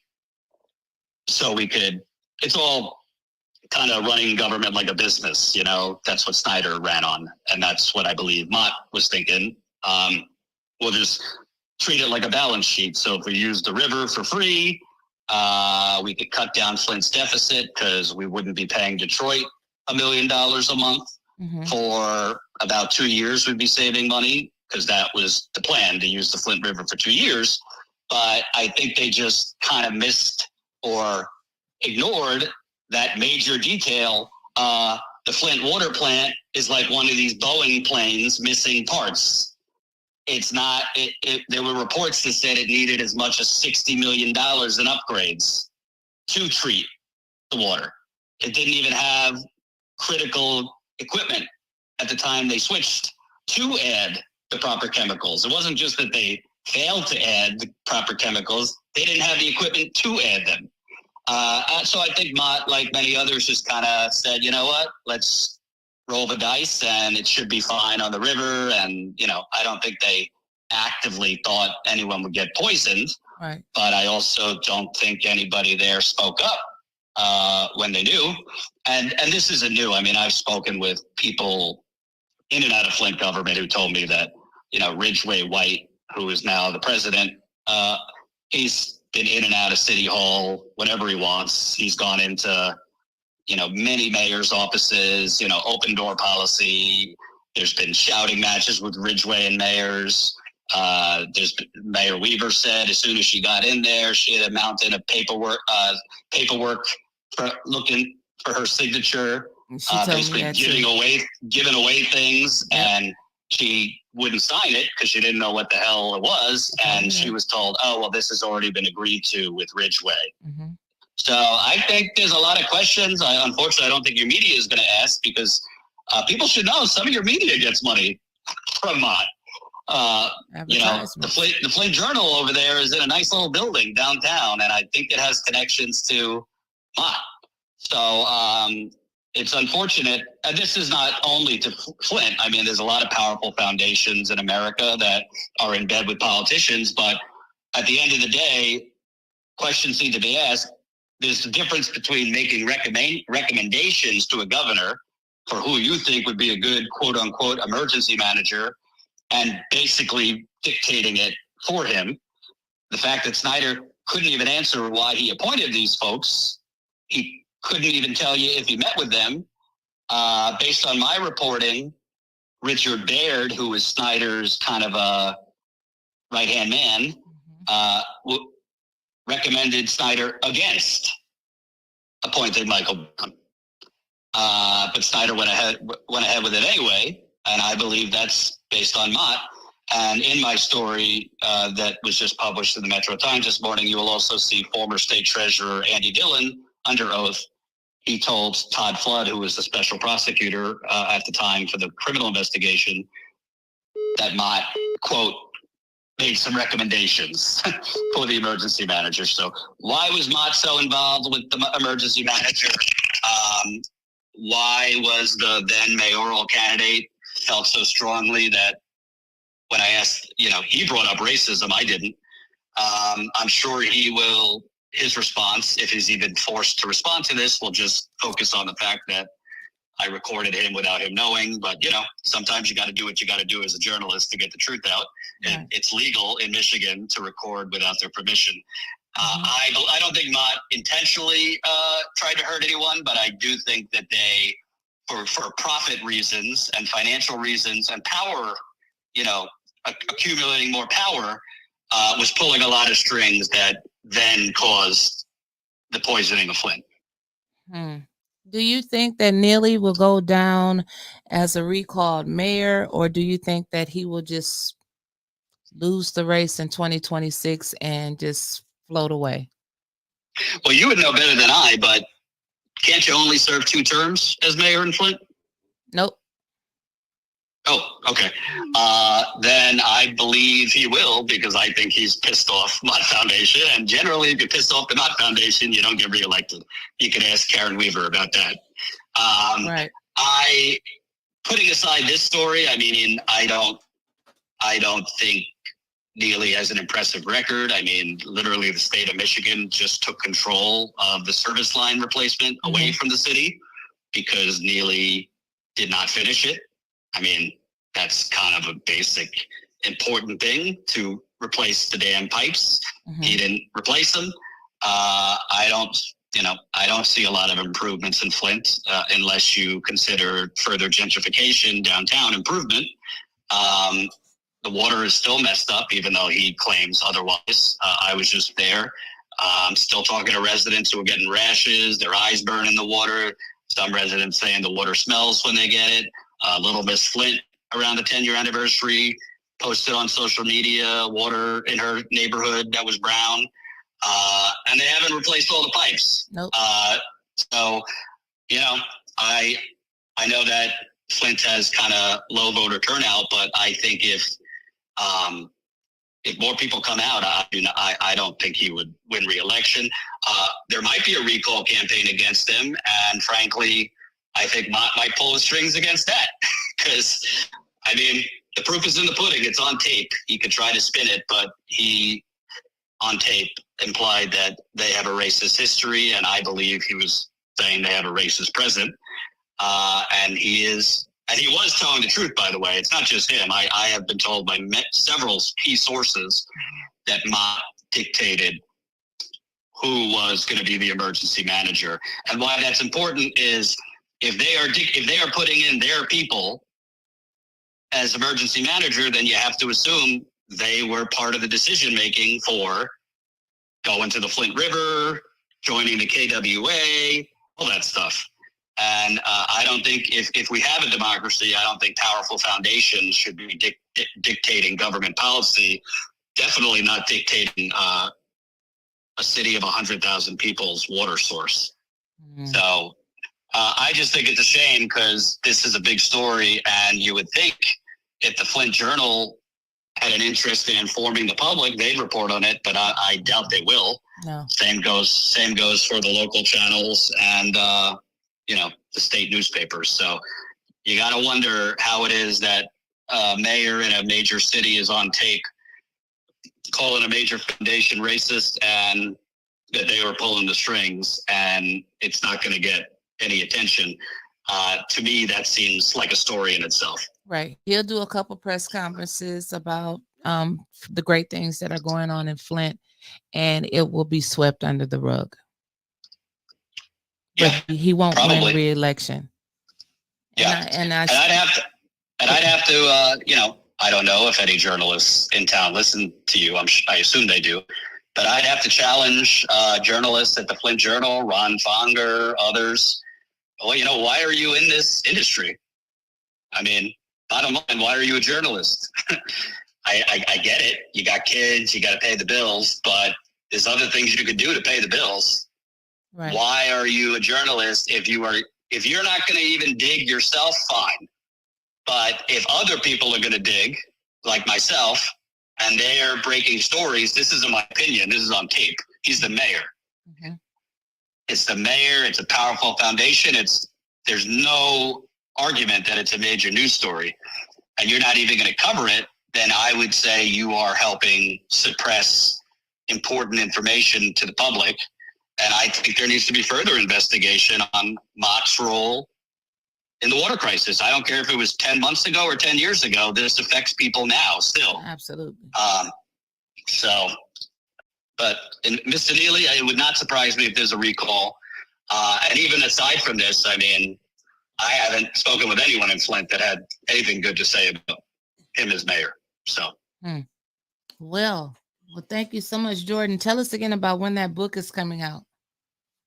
August 6th. And I will say that this story is, there's a lot bigger bombs that are going to come out than just this. Those linked to Governor Snyder, those linked to certain media outlets in Flint, those linked to Governor Snyder's administration, those linked to Attorney General Nessel. There's going to be plenty for everyone in terms of scandals. So I hope people will get the book. I will be in Flint when it comes out. It's coming out on August 6th, and you can pre-order it now. It's called We the Poisoned, Exposing the Flint Water Crisis Cover-Up and the Poisoning of 100,000 Americans. Okay, I'm sure you'll be on 8/10 the day it comes out. I will. All right, then. Thank you, Jordan, for calling in. We appreciate you. All right, take care. You too. Bye-bye. Mickey? He just clarified what I said. Until the people up top get mad at you, you good. So it'll come down to that. Because like I said, everything has been out in the open. When Cynthia Johnson was on Art Woodson show, she said what she said, like, how did the Republicans get rid of Santos, but the Democrats ain't get rid of Neely for lying? Because he's doing what they want him to do. Absolutely. Right. So why would you get rid of somebody that's doing what you want him to do? And like I just said previously, him running his mouth. Now he has a habit at that, getting caught being recorded. Now there's nothing you can save somebody from that. When they keep getting caught, what I would advise the brother, quit going to them parties because they're taping you. That's all I can tell them. Quit going to them parties.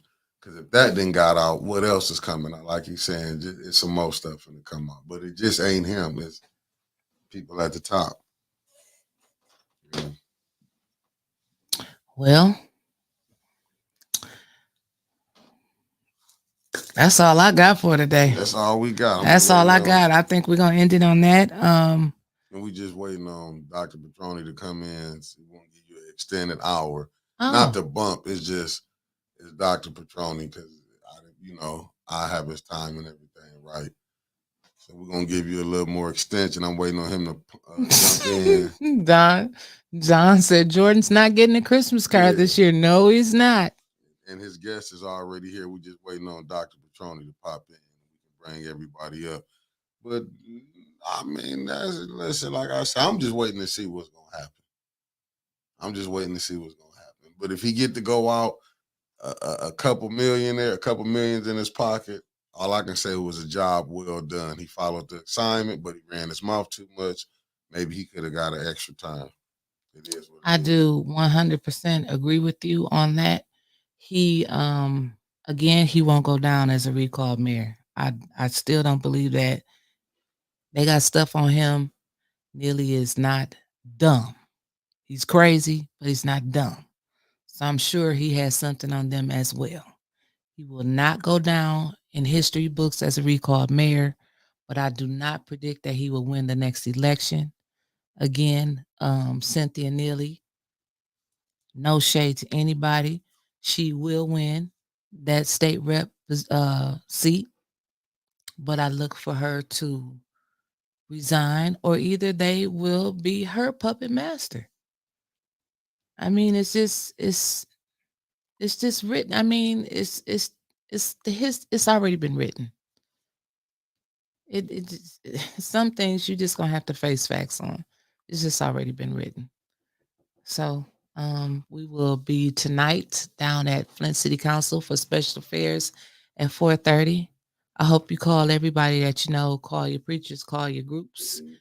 And Dr. Petroni is on here, so we will add him to the stage, and let's call the ENA board and make sure they come down and they support Miss Billy tonight. Hello, Dr. Petroni and guest. I will turn it over to you now, and I am getting out of here. Thank you, everybody. Thanks so much, and thanks also for the smooth transition.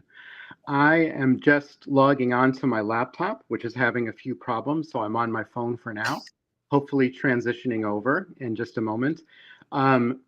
I want to first just thank 810 News Media Group. Thank you so much for making this space available. Thanks also for accommodating the way that we are coming on today, straight after the bump. I am so appreciative of Mickey Jordan, the greatest producer, and of course, Wintis Hall is the queen of all talk nationwide and internationally. So I want to welcome our three guests. We have a focus today, which is on connecting Black liberation and Palestinian liberation. We know that there is a genocide going on in Gaza. We know that the Palestinian occupation is still in place. We know that many people have lost their homes and still want to return. The issues could go on and on. There are thousands of Palestinians in Israeli prisons, many of them minors, many of them never having been tried, many of them having been tortured. So there are a whole complex of issues that face together, that unite together around this. And one of the things that I have noticed in being a host on 810 News Media Group and also in interacting in the Flint community is that people ask a very important question sometimes, which is, well, we have enough problems of our own here in Flint. You know, we particularly Black folks in Flint have so many challenges in front of them already. How could this, it's great and honorable to be concerned about what's happening in some other part of the world, but really we've got to tackle what we have and are dealing with here right now. And so this is a conversation about that, to talk about what connects Palestinian liberation with Black liberation. Are they really at odds with each other in terms of competing for attention, or are there also unifying principles? So while I pull up on my laptop, I would like to ask the three guests to briefly introduce themselves, just sort of a general introduction and a brief bit about how you connect to this particular issue. And if you don't mind, we'll start with Dr. Charisse, and then go to Danya, and then to Muna. Does that sound okay? Great. And again, I should introduce myself too, because I might be new to some of your listeners. It's been a while since we've had a show. My name is Tom Padroni, and I'm a professor at Wayne State University.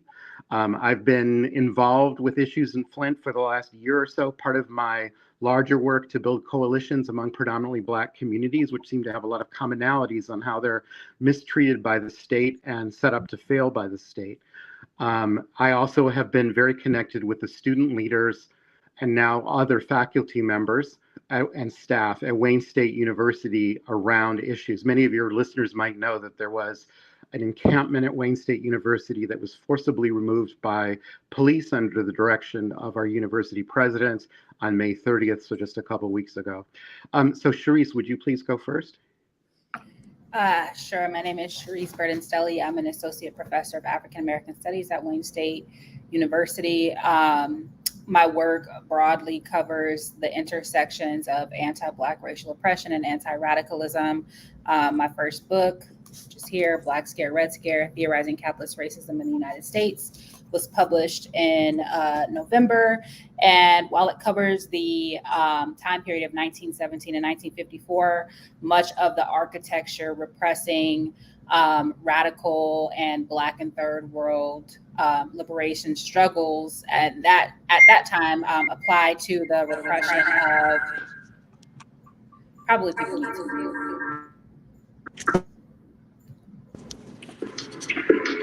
I think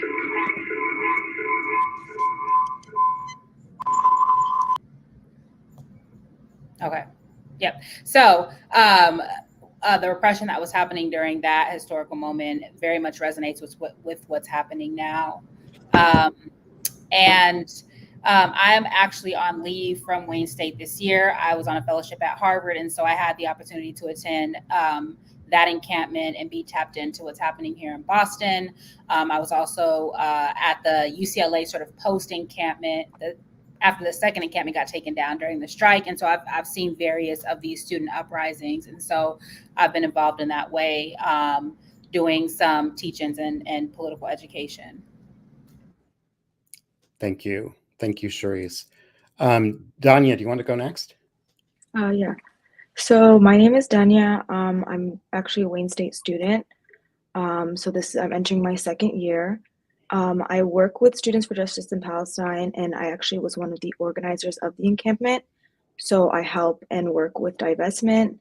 A major connection that I have with this movement is that my family is Palestinian.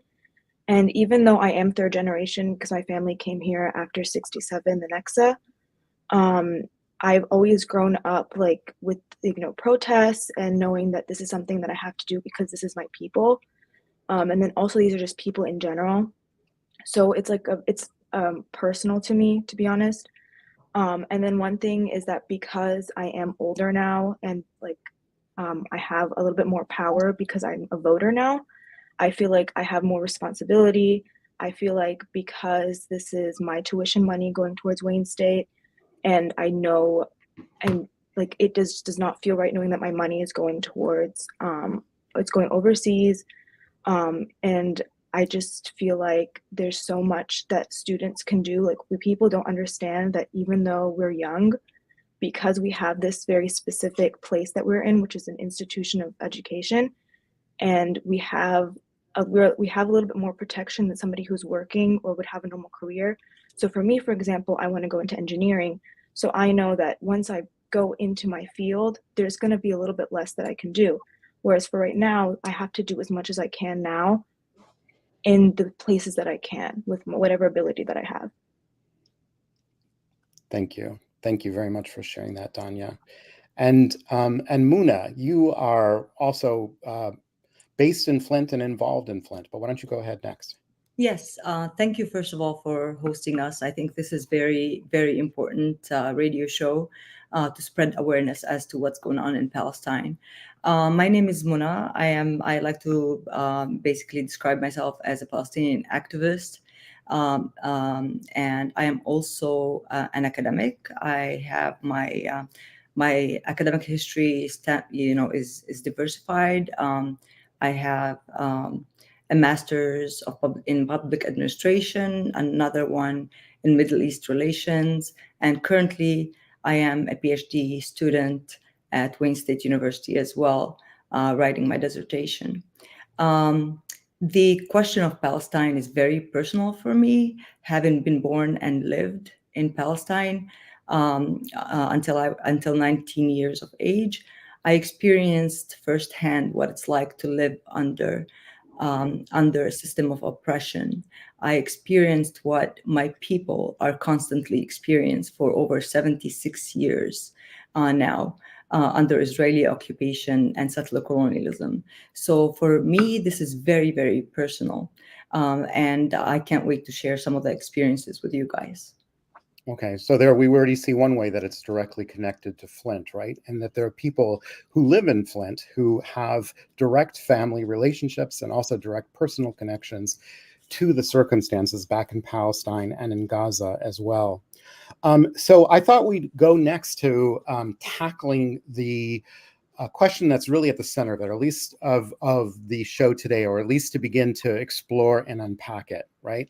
And so, again, to kind of draw it out a little bit more, I hear many people, A10 News Media Group and Flint generally, across the country kind of say, well, the US is giving so much money to Ukraine. It's giving so much money to other parts of the world. It's giving so much money to Israel as well, to the situation that is taking place in Palestine. And really, really, we should be focused on what is here right now that is affecting people. I mean, if you just think about Flint, we have, for example, we have a city government that is subsidizing billionaire companies to the tune of $72 million with the Buick City site. We have a water issue that apparently people have Flint fatigue and don't care that water is still a crisis issue for almost everyone in Flint. We still have the same rampant poverty and inequality and lack of infrastructure that has long existed in Flint, that certainly precedes even the water crisis. And that was the reason for the city receiving such a relatively large proportion of funding through the American Rescue Plan, through ARPA. And we've seen in Flint how $94 million came in, and not a cent has actually reached the very people who were what Treasury took into account in calculating how much ARPA funding Flint should get. So basically, an important thing to point out is that Flint is not the second largest city in Michigan. I believe it's 15th or 16th. Yet it received the second most ARPA funding. And the reason for that was because the calculation of how much ARPA funding each local jurisdiction should get is based on inequality in those particular units. So when Flint is looked at, it really stands out in terms of need. And the rationale for that is that we know that COVID unequally affected different constituencies. It unequally affected people of color. It unequally infected people whose ancestry is from other parts of the world. The health disparities were exactly what we predicted we would be. And the idea with the ARPA funding was to compensate for some of this. But so people might look at all that and say, look, what we need right now, and I would agree with them personally, is we need reparations for the Black community. We need restoration. We need a new reconstruction. We need to address all of these structural inequalities that exist in American society.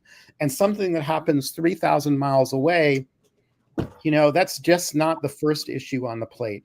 So I want to ask all three of our presenters, but starting with Dr. Charisse, to kind of speak about that and get a sense of how you see whether there is what the validity is of statements like that, but also what connections might not be readily apparent that actually might speak to the need for more, for example, Black and Palestinian solidarity. So would you be willing to take that question, Dr. Sharice?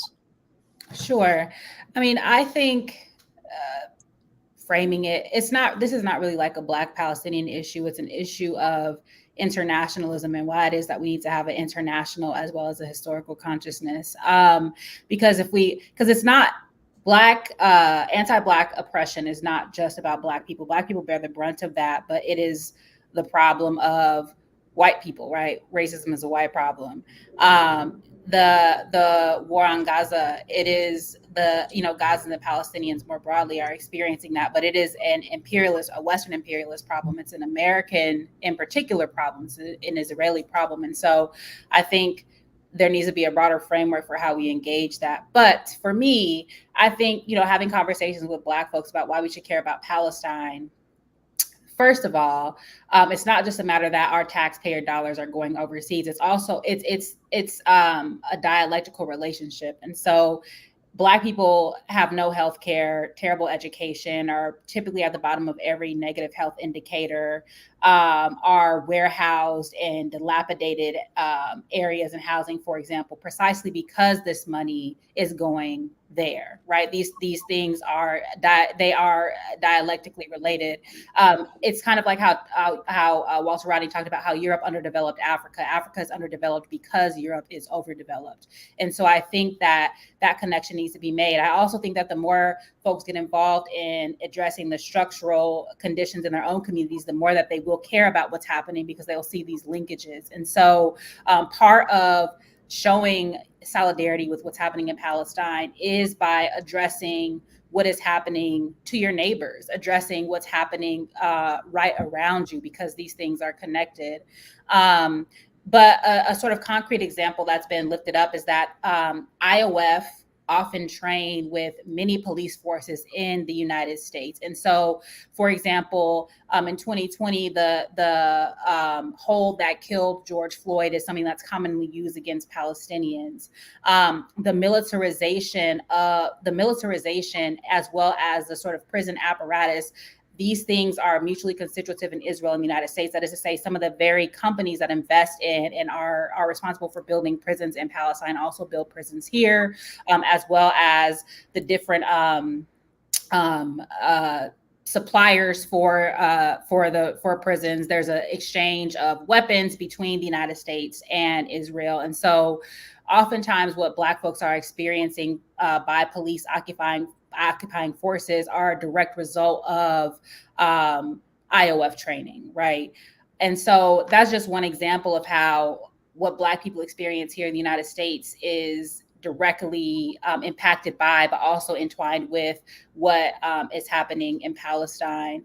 And so I think the other thing to emphasize is that the ruling class, they're internationalists. They are, right? So they exchange knowledge, they exchange technology, they exchange resources. And so we have to be internationalists in our assessment as well, if only to expand like our cartography of struggle, to have more, to gain more solidarity beyond our own localized neighborhoods. But also the best internationalist analysis is rooted in very local understandings. And so, I think that the way that Black Palestinian solidarity and just an international consciousness is built is, again, by addressing the antagonisms and contradictions and material lack that's happening right around us, but also having the political education to see that it's not just you. This is also what's happening there, right? And also what's happening in Gaza, that is just, there's books about that being the sort of laboratory, that's always exported to other racialized and colonized populations. And of course, Black people have a long history of understanding ourselves as internally colonized or domestically colonized. And so what's happening abroad is going to happen here. Imperialism is something that has both domestic and international manifestations. Absolutely. Danya, do you have anything you'd like to add to that?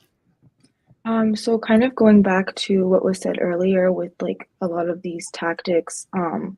So for example, with police brutality, when they train with IOF, So with working with divestment at Wayne State, we had part of our demands was saying, because our Wayne State Police, they actually trained with the IOF. So our chief, he had gone there and he actually had a trip. And so when they came and they took down our encampment, they used those tactics on our people. Some of these students, we are Palestinian. They took off a girl's hijab. One of the other members, he actually had the same hold used on him when he was taken down. And then another thing is when we ask for divestment, whenever we talk about it, we say, well, actually, instead of putting all this money into these war profiteering companies, why don't you put it in local businesses? Why don't you put it towards Detroit? Because you talk about, like, Wayne State loves to brag about the diversity. We're in Detroit. We have a huge Black and brown population. We have an Arab population, but then they don't put any money towards anything that's local. So they just put it's all about making as much money as possible. And so that's kind of like one of our major things that we're asking for is maybe to just put money in places that matter. So education, one thing that also we noticed, or that's apparent, is that there is a huge Black and brown population in Detroit. However, they don't have as much representation within the university. So we were saying, well, instead, in order to help with this diversity issue, is put this money towards these communities so we can help with their education. And so that's just one of the main things that we were asking for with the encampment. So just going back. Yeah. And Danya, to even expand more a point that you were making about the training of the police chief in Israel, it's ironic because he claims that he says he didn't receive any training there and he was just visiting Israel to learn about how to look at Arabs as terrorists or something like that. But actually, he wrote an article. He maybe forgot that we can search for these articles and find them 5 years ago, in which he spelled out, and the whole point of his article was to say the tactics that are used in policing in Israel and in the occupied territories should be brought to the university and to American cities. So he was very explicit about what the agenda was and his optimism about it. And another point to highlight as well is, and Daniel, I hope in a moment you'll have a chance to unpack this even more around the encampment. But the first one that I'm aware of, the first major act of violence against the student divestment movement at Wayne State was at the Board of Governors meeting. And I was there as well. And not only was there tremendous violence, mostly against Muslim women wearing hijabs and also Jewish students who were supporting Muslim women, but the one person who was arrested that time was the one Black student activist who was there.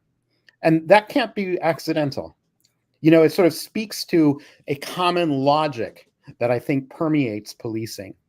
Why would the one person who was arrested be Black? He wasn't doing anything more exceptional than anyone else. And then, of course, the university tried to use the language of, he was an outside instigator and all this sort of stuff. He was a student at one of the local community colleges. But back to this major question of, what does this have to do with Flint? And what does it have to do with, particularly with Flint as a predominantly Black city, with the structural issues that Black folks face in Flint and elsewhere? Muna, do you want to maybe speak to that a little bit? Yes, absolutely. I want to go back a little bit to what you first stated when you stated about the predominant sentiments around Black Americans in the Flint community, where they're saying that we have enough on our hand, that the Palestine issue needs to take sort of a backstage. In terms of our priorities.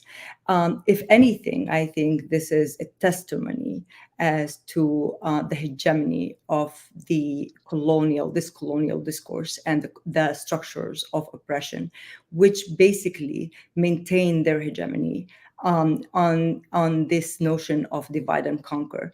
It tells me also how when you divide and conquer, there's nothing scares structures of oppression rather than people being united. So I want to say that the sentiments that you hear from Black Americans are not very unique and they're not surprising. Matter of fact, this is what logically should transpire from years and years and years of oppression, divisions, trying to decentralize the collective struggles of people all around the world. In the same token, as the African Americans say that, a lot of times I worked in Flint for about 10 years before I pursued my higher education in the Arab American Heritage Council as the executive director. So I got a lot of feedback from my Arab American community telling me, I don't understand. Why are you so passionate about Flint? Why are you so passionate about this Black solidarity movement or advocating on behalf of Black American rights? And I say, because I see Palestine in Flint. Yes. And this is what we need to do. But I have a unique experience that lets me see Palestine in Flint. It's because I lived in both Palestine and I worked in Flint, obviously. So I can see the similarities between both the oppression that the Palestinians are experiencing on a daily life. And this is, the institutionalized oppression, subjugation, discrimination, apartheid on all different levels in every segment of the daily Palestinian life. The same thing I saw in Flint. I saw when people say, for example, people have, in America, you have this American dream where everybody has the right to advance their, socioeconomic positionality. And I want to laugh because I say, have you ever seen what Flint schools look like? If education is the pathway for upward social and economic mobility, then the most funding should go for underserved communities. But what do we see now? We see that you see schools in Flint that are underfunded. You see facing many problems. And none of good, nobody wants to come and teach in Flint, let alone. I mean, I have friends who teach in the Flint school district, and they tell me that their schools had to be closed for mold, for finding mold, like poisonous mold, roofs leaking. There's no extracurricular activities that are suitable. You don't have top-notch education versus, let's say, comparing to white students in, let's say, more affluent areas, let's say West Bloomfield, you go and they have a state-of-art facilities, a state-of-art programs, extracurriculum programs that Flint, predominantly Black Americans, are deprived of. So when you're telling me that there's this equal opportunity, I find it laughable. The same thing happens in Palestine. In Palestine, for years, Israel controlled the educational system. For years, I personally did not know what the Palestinian flag looked like till the first Intifada broke through. It's because they controlled every aspect of our education. We weren't allowed to mention the word Palestine. The Palestinian flag was not even allowed anywhere. So I was disconnected from this identity. So I saw these similarities. Today, you see, for example, the Flint water crisis. If the Flint water crisis happened in more affluent white America, do you really think it would still persist to our present day? It wouldn't. Look at Gaza right now. People in Gaza are resorting to drinking contaminated water. I don't disturbing images of people trying to find water everywhere. They're trying to eat right now. They're on the verge of starvation. They're trying. Some of them reverted to eating some animal food to stay alive. Yeah. And these kind of economic deprivations for basic human rights are extremely visible between the Flint community and Palestine. That's how I see Palestine in Flint. But the people, the African American community in Flint, did not have the opportunity to travel to Palestine, to see the system of apartheid, to understand the similarities of mass incarceration with no reasons, to understand the similarities in institutional discrimination in every aspect of life. You know, for example, just like gentrification here in the United States, in Black American communities, where Black American communities are pushed out of their homes, they can no longer afford their own homes. And all of this is being actually celebrated in the dominant culture right now, because they think of it as, oh, look at Detroit right now. We are, it's booming again. Look at Flint, it's booming again. They're not seeing the real Flint. They're not seeing the real Detroit. So these structural and institutionalized policies, are very, very similar between both African Americans and Palestinians.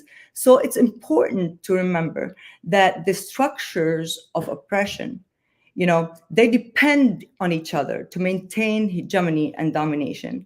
So they've always used this metaphor of divide and conquer. Nothing scares them more. Nothing scares the colonial institution and institutions of oppressions and apartheid more than people actually understanding their positionality in the struggle. Because when you understand your positionality in your struggle, you're able to connect these struggles together. And like Dr. I can't remember, please remind me of the name again. Charisse? Dr. Charisse said,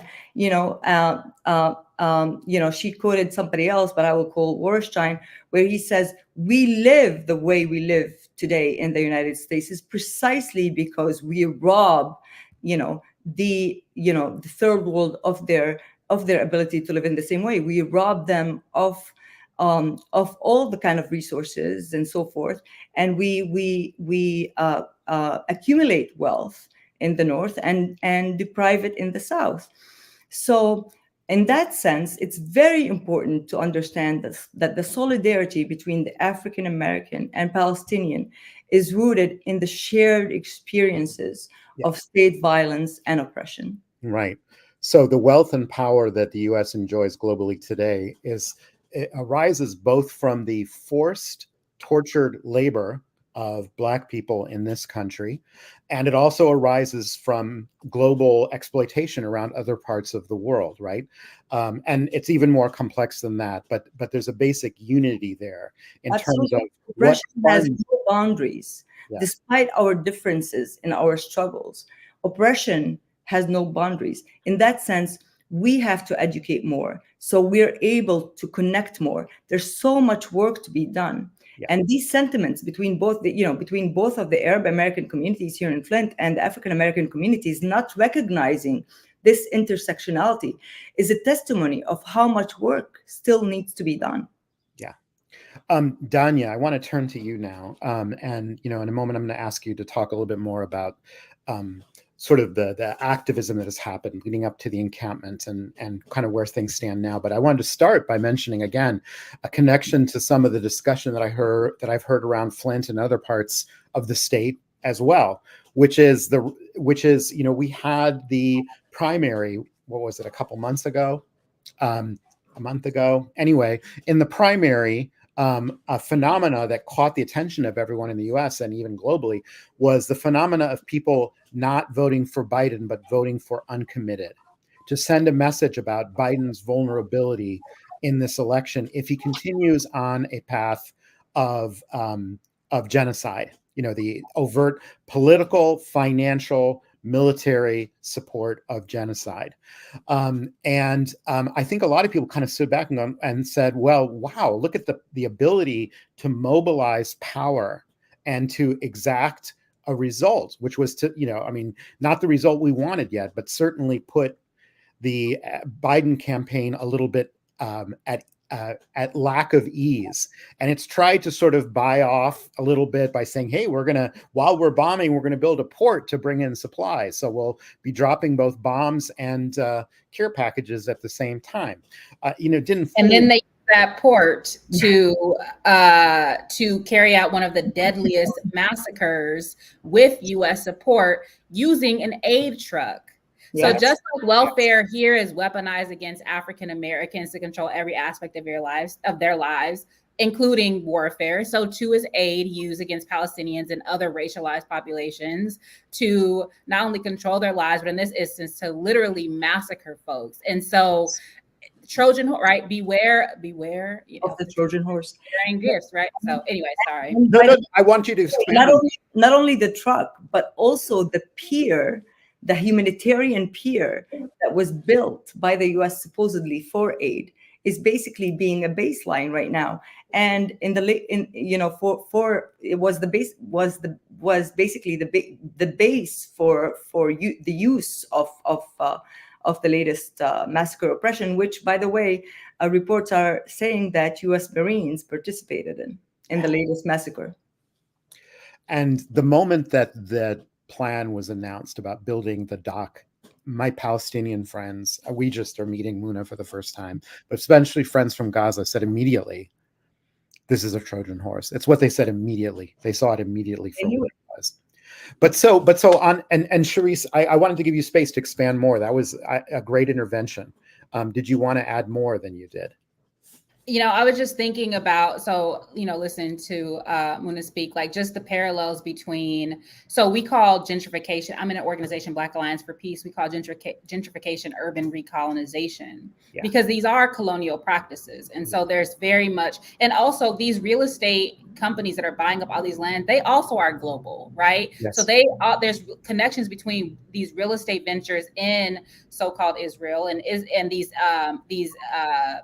real estate ventures that are dispossessing and recolonizing predominantly Black neighborhoods. But I think, to me, the connection I was making between sort of welfare, which is like state aid to Black families, which take away your self-determination, it takes away your sovereignty, your privacy, your ability to do things like organizing, to even have a bank account. There's just direct parallels to how aid is used as both as a carrot and a stick for populations like the Palestinians, right? And so these are just more connections that can be made to bring together our analysis of what's happening in Gaza and Palestine and what's happening here in the United States. And there, it is not happenstance that in 1951, the Civil Rights Congress charged the United States with genocide against African Americans, because genocide is not just extermination. It's the attempt to destroy a group in whole or in part through physical, mental, economic, and political means. And so it's important that African Americans in 1951 and continue to do so, name their oppression as genocide, just as we need to name genocide, not just after October 7th, but since the Nakba, right? This is just a war intensified genocide, but it's been ongoing. And so that's another parallel of actually, if we actually name what's happening to our populations, then we also can see these connections and solidarities. Yes, absolutely. Yeah, and if I may interject here, these solidarities also are very visible in so many different ways. For example, given a historical example, the UN General Resolution that was taken in 1975, which basically identified Zionism as a form of racism, is very telling. And by the way, it is the only UN resolution to be revoked years later, precisely because of this powerful hegemony of the dominating power, colonial power structures. Yeah, we have to really question, what kind of human rights is this human rights discourse trying to disseminate? How do we understand human rights? Is it collective rights or is it individual rights?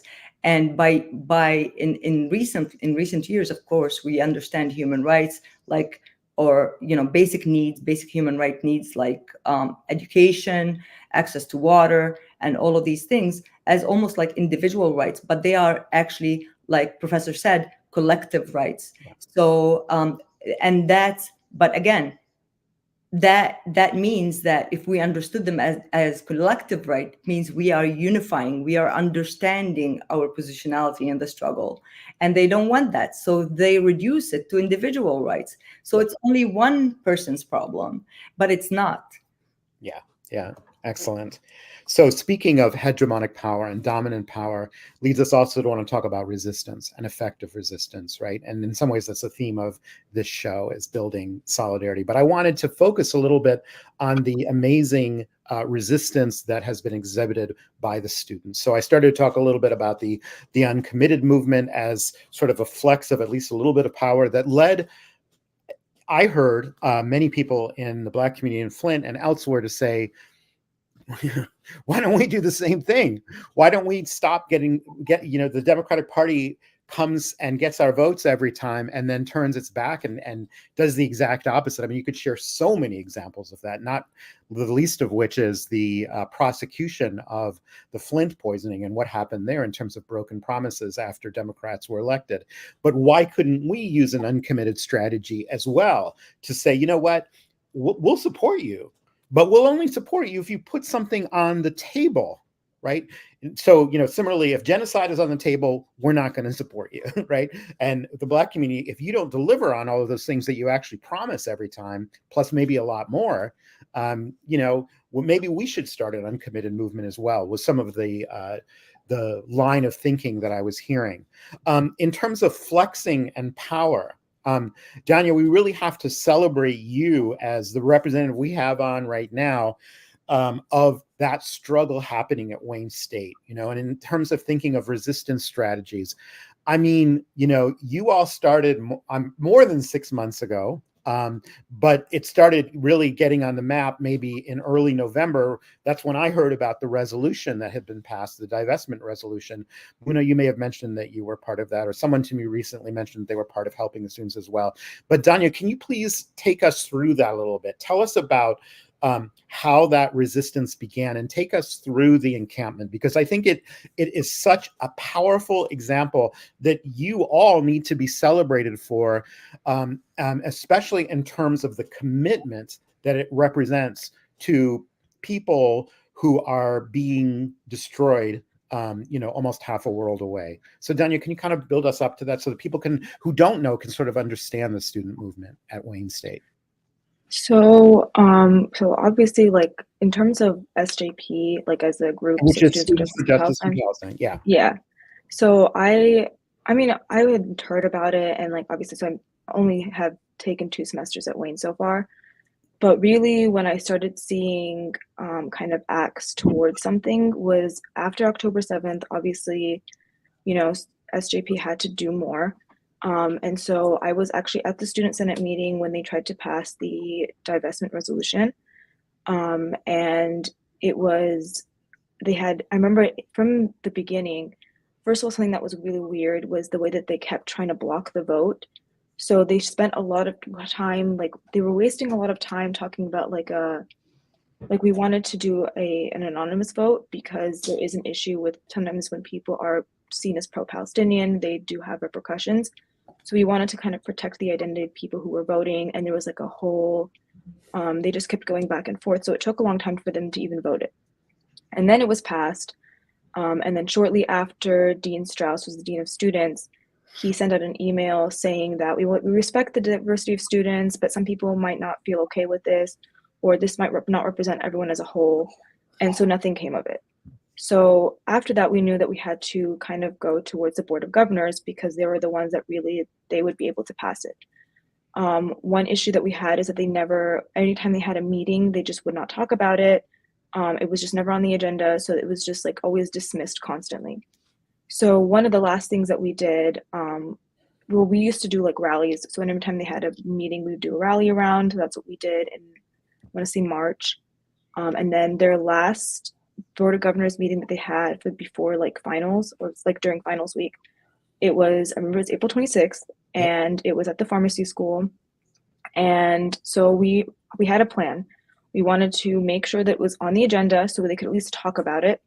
And so we knew, okay, Like we wanted them to at least talk about it. And our whole plan was like, okay, if they don't talk about it or they shut us down, we were going to do a takeover and we'll just start chanting. And if they give us a legal order, we'll just leave. We don't want to cause too many problems. We don't want to get arrested. We don't want anything to happen.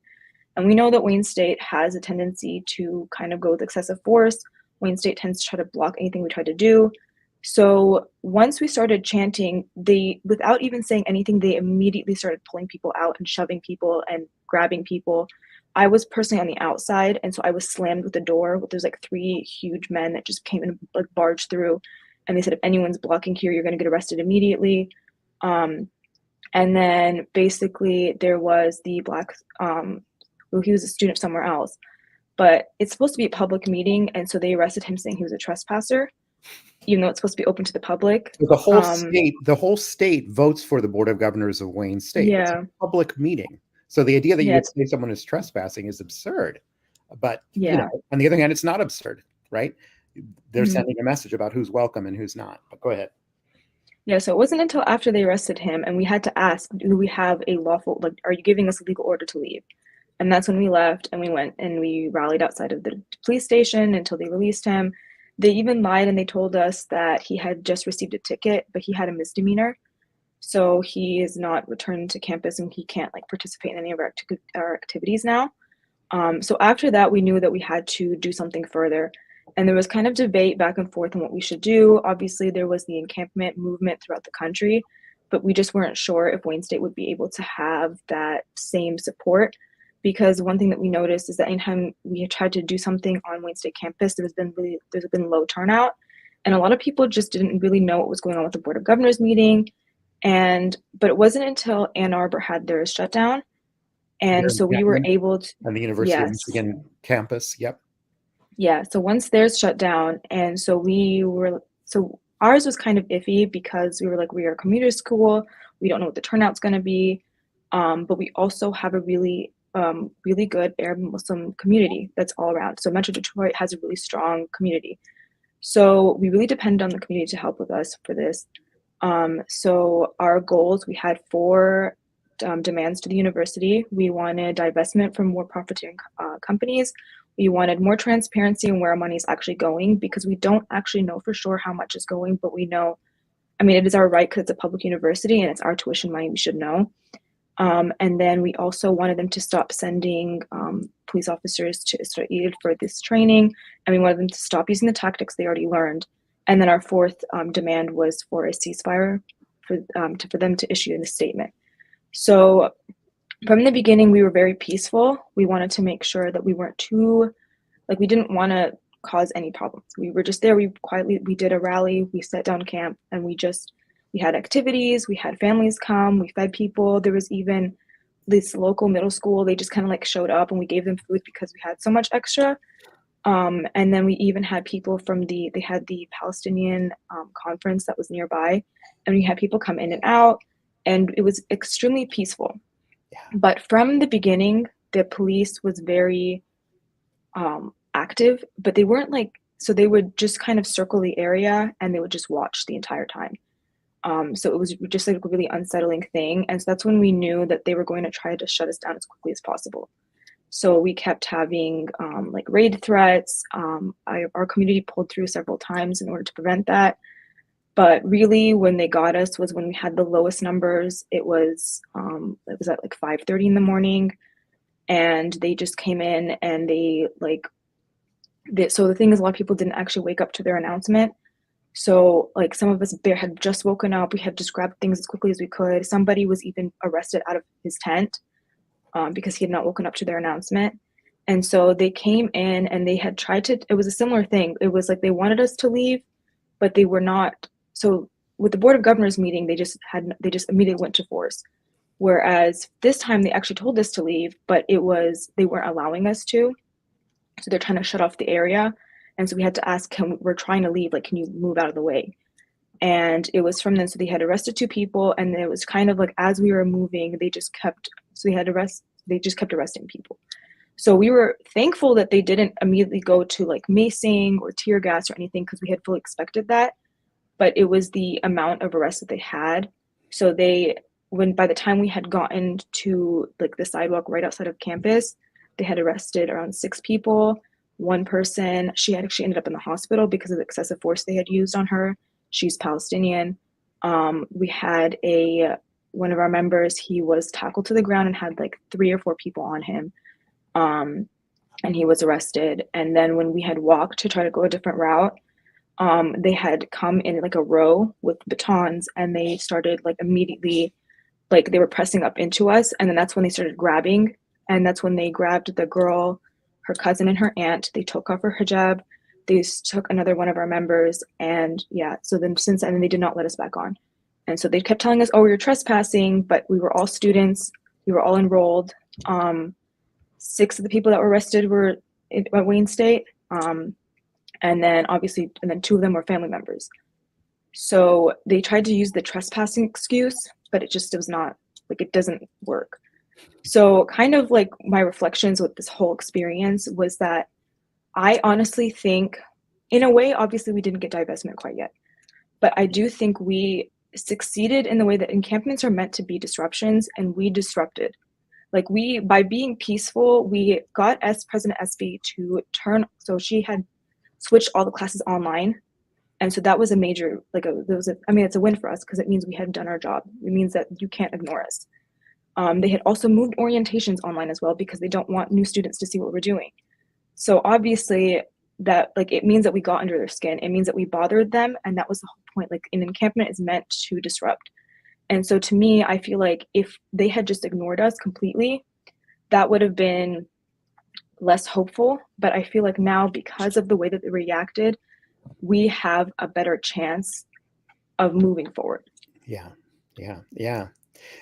And I mean, so much of it is ironic too in the university's response, and it speaks to what the university really is, right? And I think that's important to unpack as well. So one example is they didn't want people in orientation to see you guys. Well, if their purpose was really to excite new students, I mean, the pro-Palestinian movement has trickled down into high schools. And, students all across the country have been celebrated by young people for their activism. It's actually a great promotion, I would think, for bringing people into Wayne State, particularly given, as you said, that it was such a productive, loving, I don't want to overuse the word peaceful because there's a danger to that. But let me just say, like, how I felt when I went there. When I was there, I felt a sense of belonging at Wayne State that I have not felt in my 12 years since I've been at Wayne State.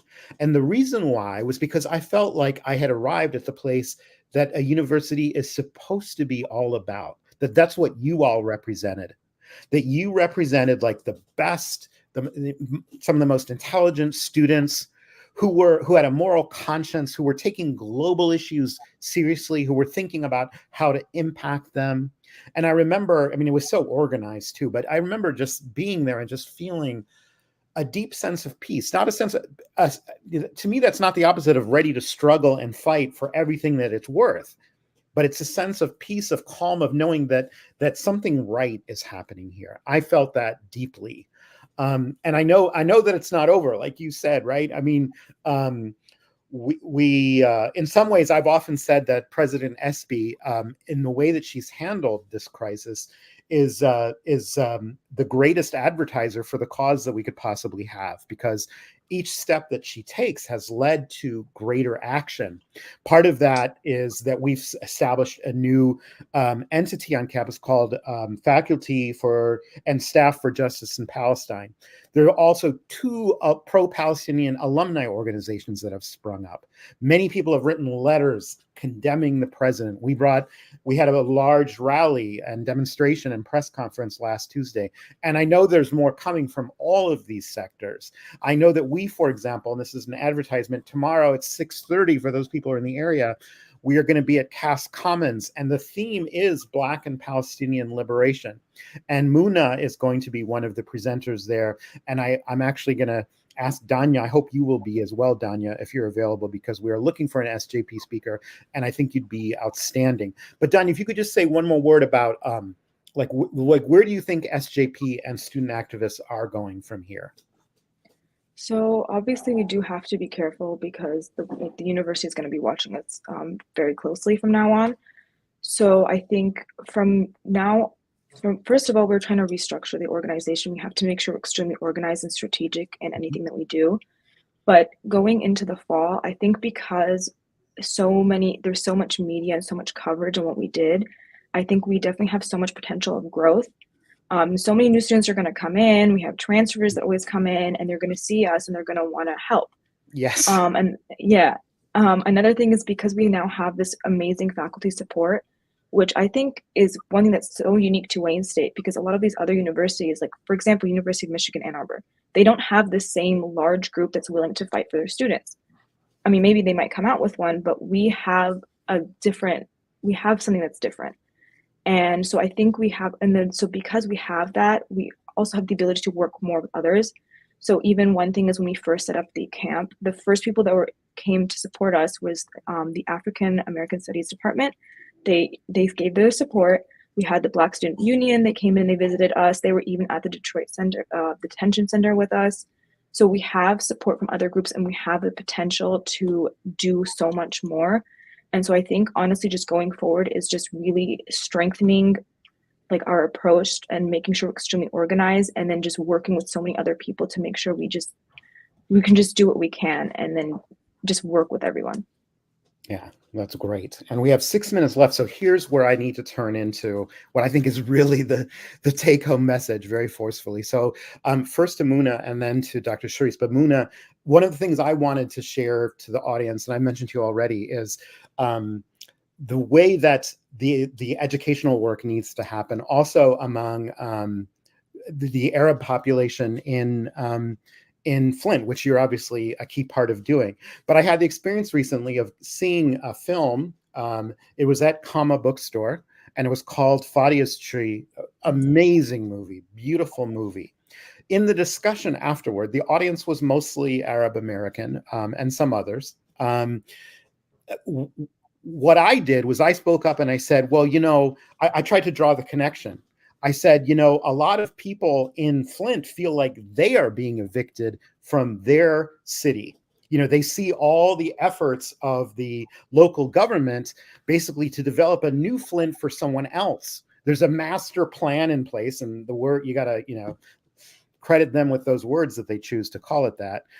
But that is leading and pushing people out of the city of Flint. And people feel that. They feel like they're being displaced. So I said this after the film to a mostly Arab audience attending the film. And I said, just as we talk about olive trees being uprooted and the symbolic violence of that in Palestinian society, so too people see in Flint the repeated arson of Northern High School and other schools as well, and see it as an intentional disruption of things that matter and are deeply symbolic to them. That it's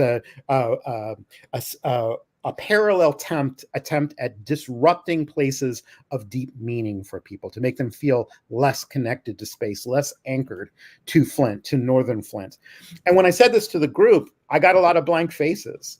Like maybe people were thinking about it, but it was news. Like people hadn't thought about it that way, right? The only person who was nodding along as I was saying this was the one Black activist who was in the audience. Again, not surprising. So what I want us to focus on now with our probably 4 minutes that we have left, is how do we build Black and Arab American solidarity? How do we beat not just those groups? How do we build this solidarity? Mainly, we're talking about those groups, but we could construe it more broadly first. And I'll go to you, Muna, and then Charisse will close us out. Well, I'll try to be as quick as possible. But in terms of strategies of resistance, first of all, it's very important to understand that for those who know and involved in activism, they understand that the Palestinians actually saw their struggle through the prism of the Black American struggle, and in that way, they understood their challenges, or they understood their struggle for liberation as a struggle against the Israeli settler colonial project. Likewise, those who know, in terms of a cross solidarity movement, the Black Americans see in Palestine, their position as an internally colonized population that are historically been oppressed and continue to be oppressed. And in terms of strategies of resistance, we have to go back in terms of African Americans. I would like to go back to the civil rights movement and the civil rights movement, thinking of does change, and there's a big outline, the overarching argument: does change come from within, or does change come from the outside? So I think in terms of resistance strategies, especially in combating such powerful structures and colonial structures, I think that the resistance should be on all fronts. So it should be, for example, what Dania had said is just one front. The student front is only one front. Yes. Another front can be the organizational front. I just came back from Washington, D.C., where over 100,000 people have organized and surrounded the White House, demanding a ceasefire, demanding a stop to Israeli military aid. It was such a historical moment, incredible to be at. But there's also some arguments as to how to actually approach, how to advance this resistance. And it's important to note that this is, strategies around resistance are still unfolding, and we are still learning from our experiences and from history too. So we are still gauging what's working and what's not working, and fixing and refixing. So it's a dialectical relations that goes back and forth in terms of trying to find the sweet spot, but it has to be on all levels. And in terms of we mentioned educational level, we mentioned activism, whether it's students or organizations, but there's also been this conversation around how do you actually direct your political ability or your political vote to influence change. And here there's a lot of, you mentioned the uncommitted ballot, and there's a lot of discussion as to whether and our Arab American communities, as is divided and still trying to figure out what are we going to do. They were united in the way that they said, yes, we're going to vote uncommitted. But now that we voted uncommitted, how do we proceed? Yeah. Some are saying we should vote for Trump to teach Biden a lesson. Others are saying, no, we shouldn't vote. So, and this goes again, does change come within? If you did vote even against Biden, does that or for a third party, how is this going to transpire? And in that sense, and I will end here, I urge everyone to listen to Malcolm X's speech, The Bullet versus the Ballot. This is how I tell you that we have to turn to history and connect this history to our present experiences to try to learn to what is the best strategic way to move on. And this is still unfolding, but we are definitely a step forward towards dismantling colonial structures of oppression, whether in the United States or in Palestine. Thank you, Dr. Muna. And Dr. Sharice, if you would take a few minutes to... Yes, candidate, not doctor yet. Oh, well, I've granted it to you. This was your dissertation defense. You didn't know. Congratulations. I should put you on the committee. So I don't know that I would look to the civil rights movement because for a number of reasons. Number one, because the context of the Cold War meant that so much of the civil rights movement was argued out only on the domestic front, right? That part of what some call the corrupt bargain of 1954, i.e. Brown and Board of Education, was that by lopping off the most radical internationalist aspects of the movement, will grant these nominal Jim Crow and civil rights. And as we know, people like Bayard Rustin, A. Philip Randolph, even MLK were very supportive of the establishment of Palestine for a number of reasons, right?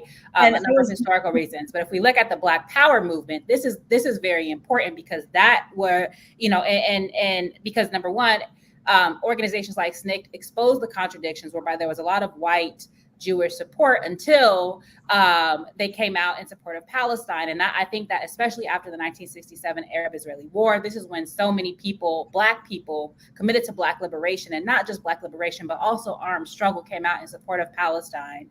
And I raised armed struggle. It is very important that we stop lopping off important tools in our toolkit, which include armed struggle, because as much as we want to point to protest here, it is not protest here that brought Palestine to the fore of international struggle. It is armed struggle. And so I am not saying that we should overthrow the government by force or violence. This is not what I'm saying. But what I'm saying is that we need every tool in our toolkit when it comes to if we're taking liberation seriously. And I think that the 1960s and 70s was a really important moment when armed struggle was not only taken seriously, but was understood as a key aspect of actually how we get free. You know, now we like to say decolonization is not a metaphor, but when we only lift up peaceful protests, when we push out those who are willing to use different aspects of self-defense from our movement in order to engage in moral suasion, we are not doing the right thing, because guess what? The right is using everything in their toolkit. Everything is up for grabs.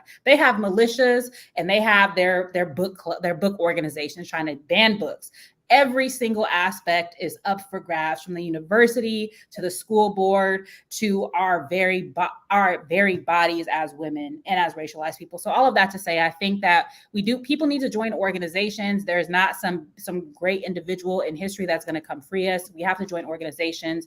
We have to engage in political education, and we have to get serious about what it actually takes to not only for Black liberation and Palestinian liberation, but also what it takes to do those things together and at the same time. And so it's not popular to say study, right? It's not popular to say read books, but books are important, but political education is very important, because if there were reparations tomorrow, what are we going to do with that, right? If we still believe in a capitalist imperialist system, we're going to reproduce some of the same, right?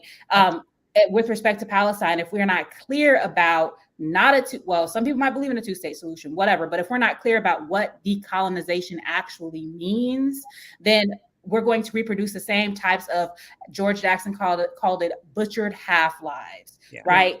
Bastardized democracy. And so I think that we need to use every tool in our toolkit, including voting, but we cannot reduce politics to electoralism, and up to and including self-defense and understanding that our struggles are inexorably linked, right? That, Palestine will not be free until U.S. imperialism is overthrown, and that Palestine is linked to Sudan, it's linked to Congo, it's linked to Haiti, and it's linked to the internal colonies here in the United States. And so all of these things matter, and we can't afford to be myopic and jingoistic in our organizing and in our struggle. Just if I may have 20 seconds, just a point of clarification. When I mentioned the civil rights movement, I actually mentioned it because I want us to critique the civil rights movement in the sense that I personally don't believe that it achieved its objectives, because if it did, we wouldn't have Black Americans where we are today. And that's exactly why I mentioned in contrast Malcolm X's speech, the bullet versus the ballot, because it highlights the hypocrisy of the discourse. And I hope that clarifies things. But I am 100% with you, Doc. Okay. All right. I want to thank everyone. Thank you so much, participants. I know we went a little bit over. We could talk for hours. I wish we could. I know we would. Maybe we will. But Mickey, thank you for being such a great producer. Thanks for making this possible. Wintis as well. Thank you, 810 audience, for being a part of this. Thank you, speakers. And hopefully we'll see a lot of people tomorrow at 6:30. I know you're out of state, Dr. Charisse. Bye, everyone. Let's keep the conversation going. Thank you so much. Thank you for hosting us. Bye.